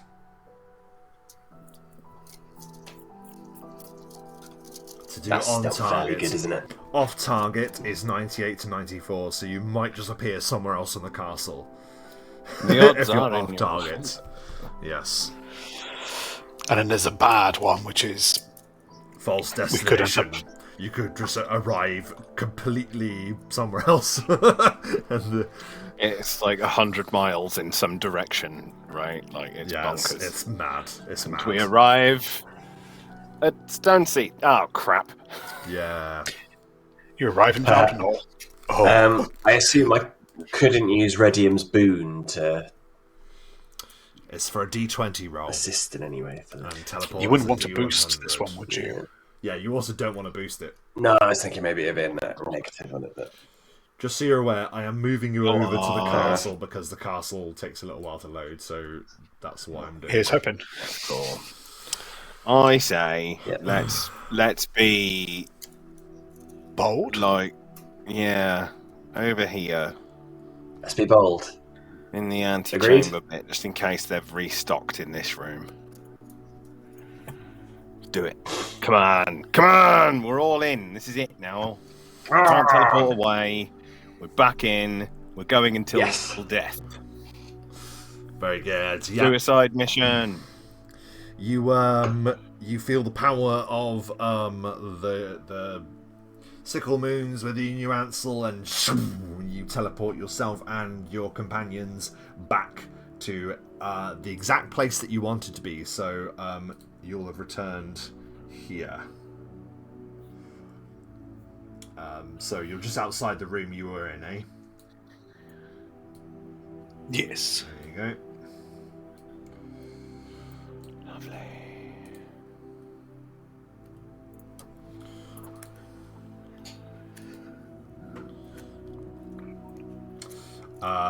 Now, I think we should determine whether anyone's come along.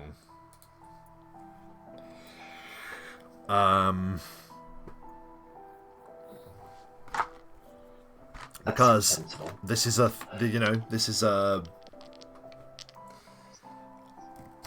an enemy fortress. It is unlikely that this would have gone unnoticed, but who knows? Did the wraiths leave any residual corpse Well, we'll come to that. Hang on. Okay. There doesn't appear to be anyone in the chamber where you did battle. The Dread Wraiths do appear to have left some remnant, some ectoplasmic remains are there, and sort of like weird kind of sinewy black material crisscrosses across it. It's pretty grim. But that's all, really.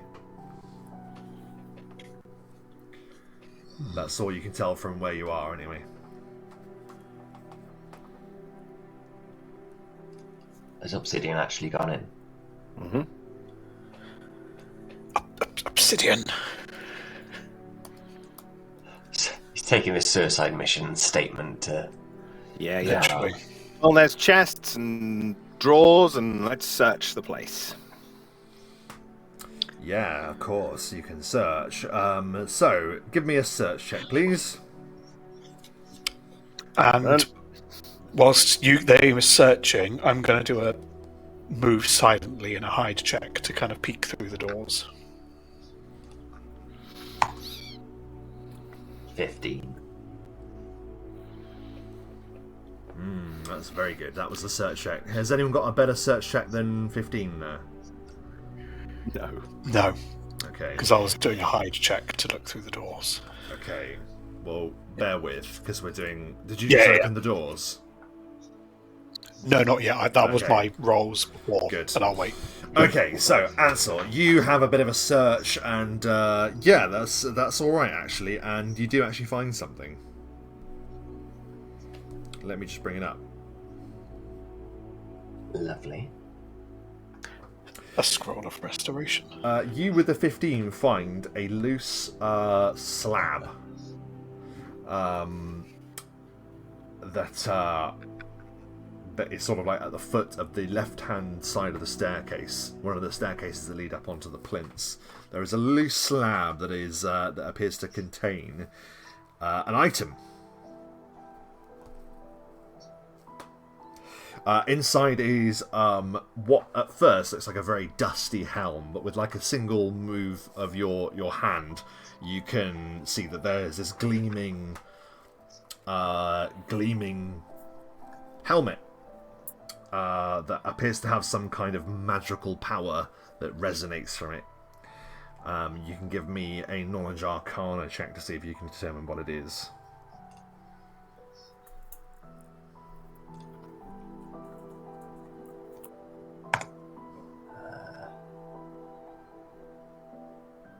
Like 15 again.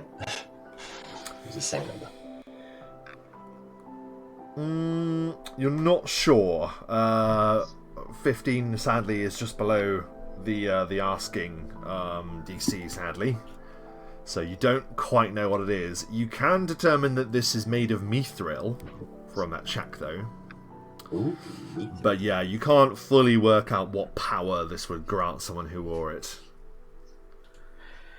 Can I use my magic sight to determine sort of a vague idea, like the general gist? Yeah, you can tell that it has transmutation magic upon it, and that to activate it would require a swift command.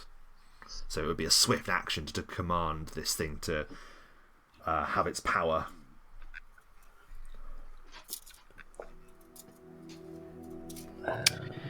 I could attempt to have a look, assuming we'll come to the sneaky stuff in a bit. Sure. Oh, Sure. I didn't see through the door that. I clicked that by accident. Sure Right. you did. You're trying to select yourself. That was right by the door. Anyway, I'm not looking at it. So I do a level check versus 10 plus the caster level. So that's DC 17 to learn what it is, so Ansel is just shy, sadly. 26. So tune into the inherent Weirdly, natural order. this is something that you would probably have the best chance of learning about, Silaster, because this would provide bonuses to maneuvers of a kind. Now, not maneuvers like what you do. We're talking about the basic maneuvers of the game. So we're talking attack rolls. We're talking about ability checks, bull rushing, disarms, overruns, sundering, or trip attempts. This is a helm of battle. So this elegant mithril helm is light yet sturdy. Mithril, so you can wear it. You know, you can just wear it if you need to. A helm of battle is a useful tool if you favour tactical manoeuvres over brute force. When you activate the helm, you gain a +2 on your next attack roll or ability check you make to attempt a bull rush, disarm, overrun, sunder, or trip attempt during your turn. This ability functions 3 times per day. It might be useful, it might not be, but that is what you find. Sounds pretty epic. I will post it in the chat. Sounds Well, my throw is definitely technically more a like trip. something Silas would use. And to make it fit more with your character, it could be a hood of battle. I'm fine with that, as, you know, it might be weird if you're just wearing a helmet and not any other armour. It just kind of looks a bit weird, doesn't it? If you argue it's maybe like a headband sort of helmet kind of thing. Yeah, whatever. Yeah. You know what? I'll put that on. Whoever. Yes. So that's in the chat for you there. Thanks. I think it should be a bright, shiny, silver bejeweled.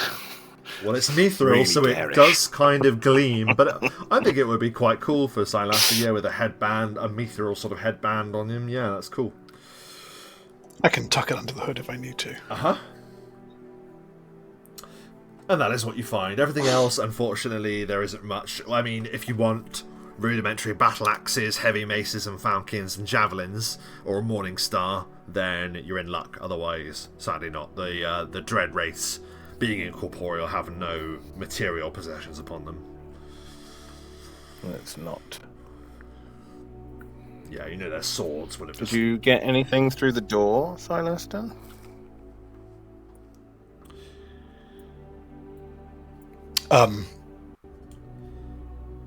So yeah, I would have literally just opened the door to have a look. Yeah, you can With open that the door 33. to have a look, certainly. So with a 33 and a 35, I open the door. I see a whole lot of either blood, rubble, or mess, and close the door again. Yeah, there is a significant amount of mess down there, for sure. Yeah, it looks kind of like a bit of a ruined passageway when you glimpsed in there very quickly.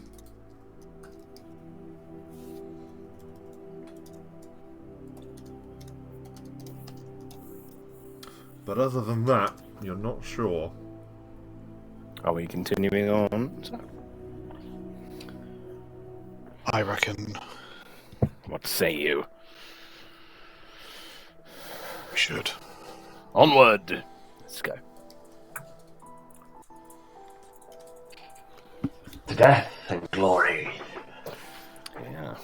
Yes. Yep, you open the door once again, and yeah, you see this passageway. There is a giant hole. There is a troublingly large hole that is in the way of another door that would lead out to that main entrance hall that you had begun your surprise round in. There is another door over this way, to the south, and there's another one to the west. There was a hole in a similar place on the other side, wasn't there? There was, yes.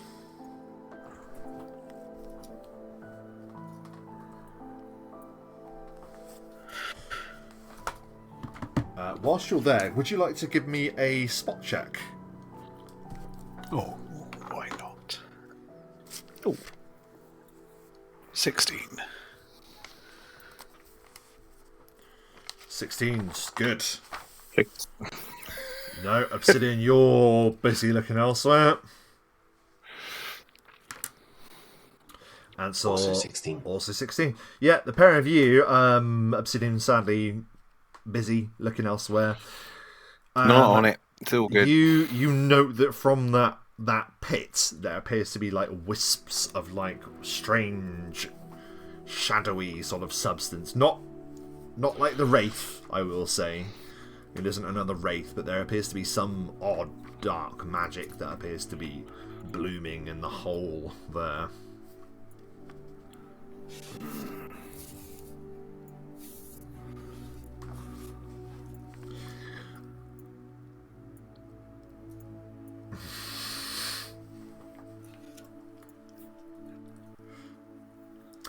Can you roll a D4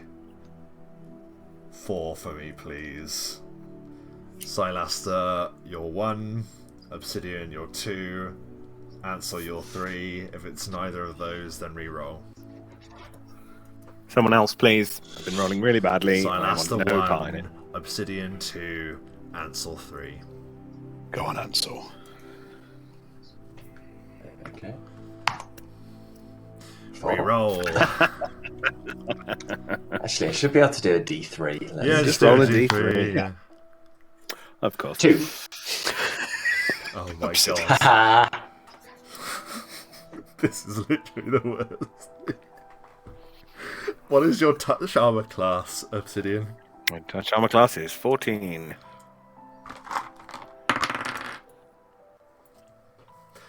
In horror, no, stay where you are. you were on the other square. Cute. I was.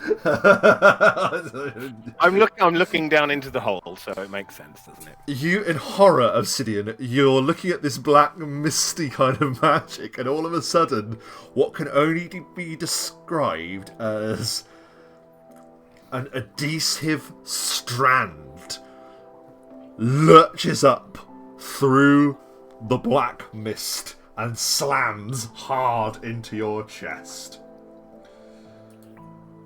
In horror, you see that there's something in the shadowy substance below. Please give me a knowledge arcana check.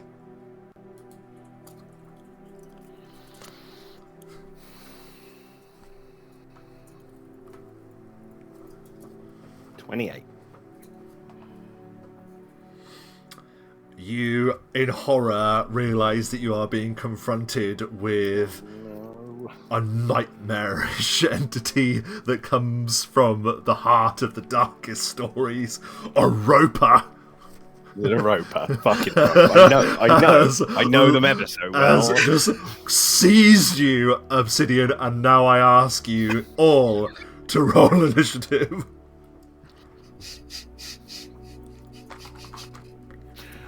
Did it do me damage, or...? Nope, doesn't do any damage. Just So what grabs did it you. do? You'll see. Something, bloody hell. just to let you know, something will automatically happen. 23. It's good. Okay. 13, and Ansel also got 13.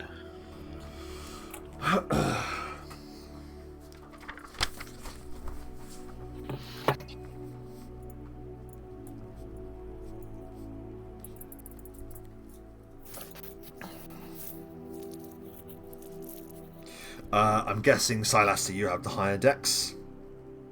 Plus 10.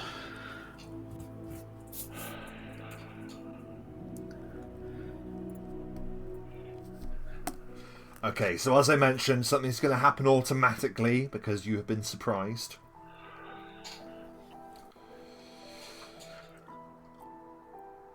And then we will... God.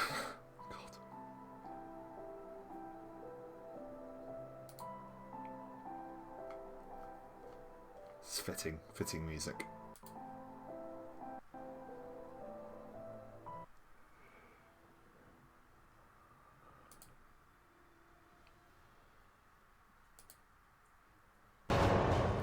Ooh.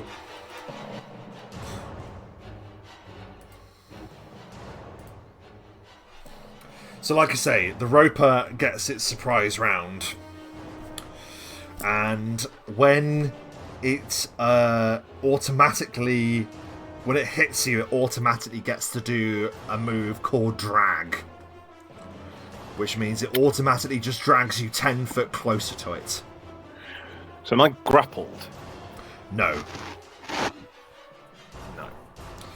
This effectively means that you are dragged into the hole with it, first of all. So, in all intents and purposes, you are dragged into the hole with it. Automatically, Bye, okay? guys! And because of that, it gets to drag you, and it gets to bite you, okay? So what is your armor class? My armor class? Normal armor class? Oh, it would be flat-footed. You are denied your dexterity because you are dragged. So your flat-footed armor class. 14. You're also surprised. That's a 15 on the dice. No, it's 15. I apologise. It's actually... It still gets you. He rolled 15 on the die, unfortunately. Yes. So he begins gnashing. This horrible creature, by the way, it's just like this almost stalactite-looking creature with 6 strands, these tentacles with sticky adhesive that slap about, like in the rim of this big hole, like just slapping around. And it starts gnawing into you, Obsidian. It does 9 points of piercing damage. And has pulled you into the hole. You are 10 foot down in the hole with it. Okay? Okay. We are now into So initiative. I've taken 3 points damage. Yes. We are into initiative. Obsidian, you can act.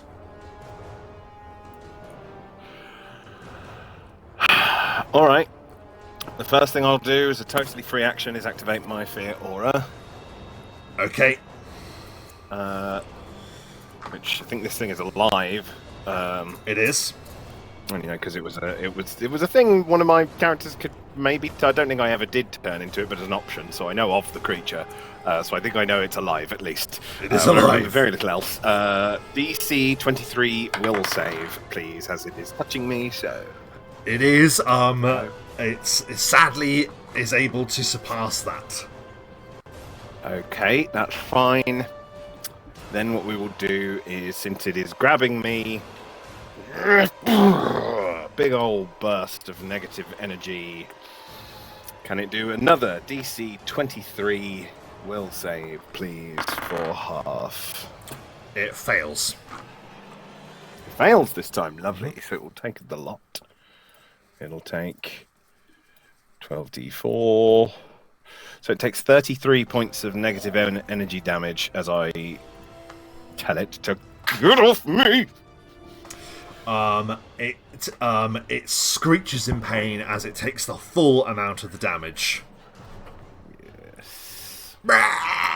Like it's this horrible creature, like those tentacles like slapping the sides of this hole as it's trying to draw you deeper into the pit. I am displeased. It is now its turn. Guys, I'm in a hole. And sadly, while your attacks were effective, you did unfortunately nothing to remove the strand from you, which means I didn't know that I could. Well, am I able to do? Well, because I wasn't grappled, I didn't have a chance to get out it's of it. I latched didn't realise I on to couldn't. you, so it is just going to drag you around with it, which you can just do now. Right. Am I actually able to try and get it off of me? I didn't know that was an option. Well, yes, yeah, absolutely, that is an option. Well, I'll remember for next time then. I didn't say it this time, so that's fine. But Okay. Yeah, so it moves with you and it just drags you deep into the shadow. And Silasta and Ansel, you watch as Obsidian vanishes into the darkness. He's gone. guys, Silasta, it is your turn. I'm in a hole. Concerning. Dark in here. If I go to the end and look down, can I see with my... Because I do have dark vision. You do have dark vision, but what you're seeing in there is not just darkness. Oh, There Rob. appears- That's really mean. I know I'm in a hole. You don't have to actually make me blind on the map. That's cruel. I can't see what they're doing. Yeah, so Harsh, man. you can't see him.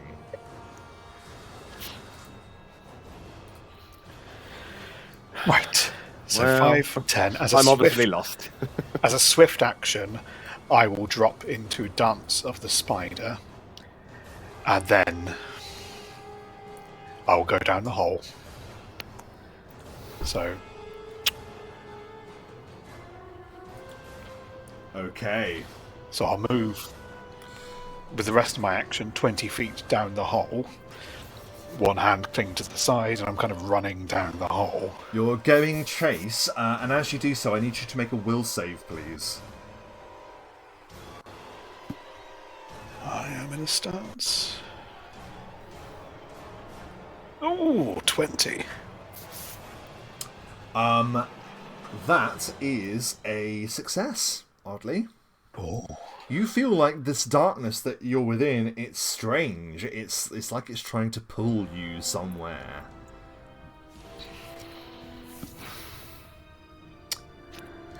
But you keep moving, and you... Yeah, what do you do? Well, at the end of my movement, do I see? Nope. You are in total darkness.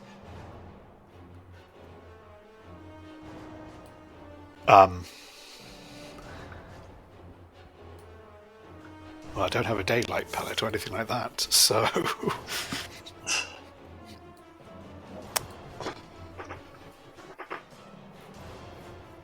Is there anything else you'd like to do? Oh, I've got one, but it's a complete risk to Obsidian, so I can't do it. As I hold a vial of Alchemist's Fire, I just put it back. I will do double movement I then, had my turn. and I'll keep moving.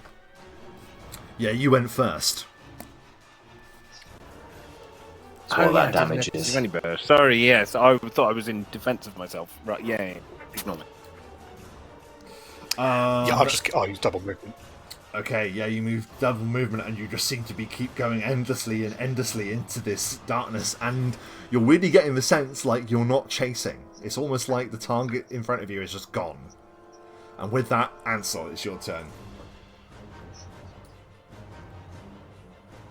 If I look into the hole, can I see using dark vision? Yes, you can. Well, you can't see per se, but you can tell that the magic inside, there is magic, has a conjuration power to it. It's like whatever would fall into it if it were to properly be taken into it could be moved somewhere else. So if we give in to the power as it tries to draw us in, we might be able to give chase a little better. Are you saying that out loud?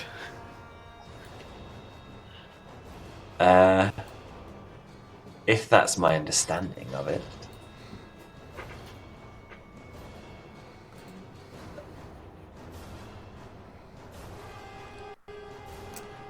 What else? So you've looked in with your power. Is there anything else you do with your turn, Ansel? Fucking hell, I'll climb down as well. Okay, you can give me a climb check, please. This is a bad idea. 18. 18 is good. You start climbing down, but it's an unsteady climb, and yeah, you begin to feel that strange power upon you. You've climbed down. Please give me a will save. I won't resist it. Ansel, you feel yourself just let go.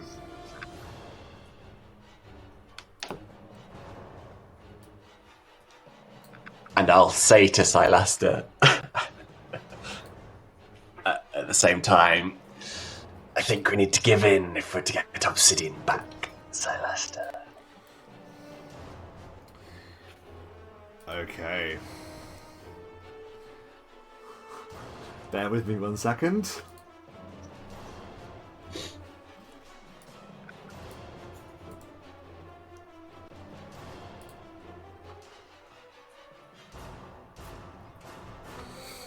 just need to make sure that everyone's in the right spot.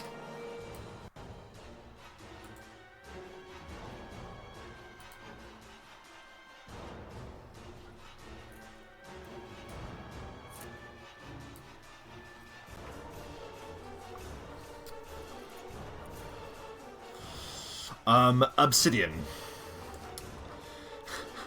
We come back round to your turn. And it's like you are coming out of the end of a very long tunnel. And you are still attached to this creature, this dreadful, dreadful roper.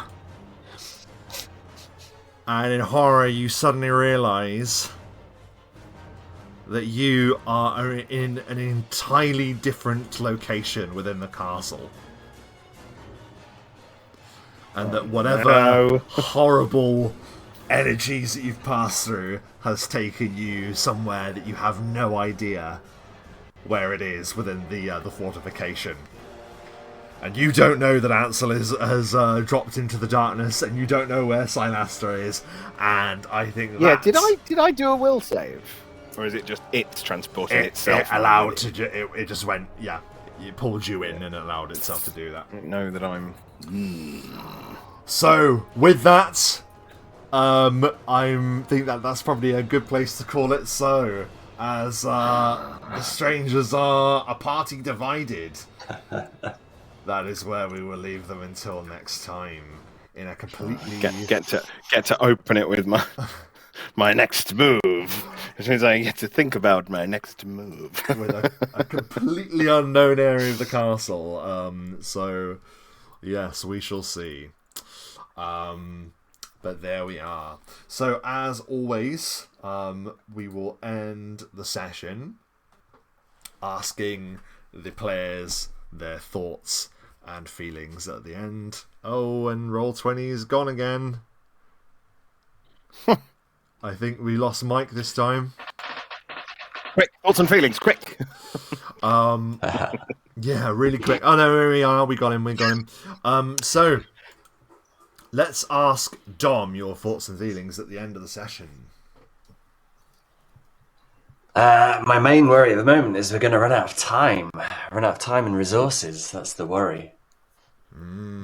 Time is ticking. The sands are falling. So that's high up on my personal brain. Concerns, yes. A great deal of concern.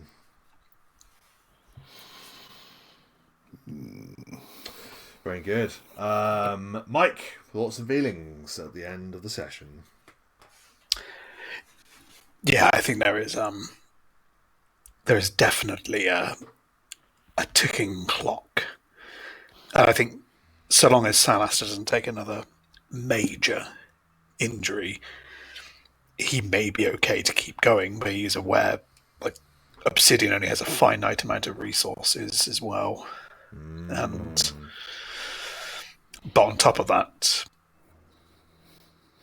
even pretty much still since he's been back, I think a part of him stayed in Arvenath. He's still trying to find himself, especially being so close to death again. Very good. And food for thought, yes. Will he return to the land of elf and dead? We shall see. And what would happen if that were the case? And finally, Obsidian, thoughts and feelings at the end of the session.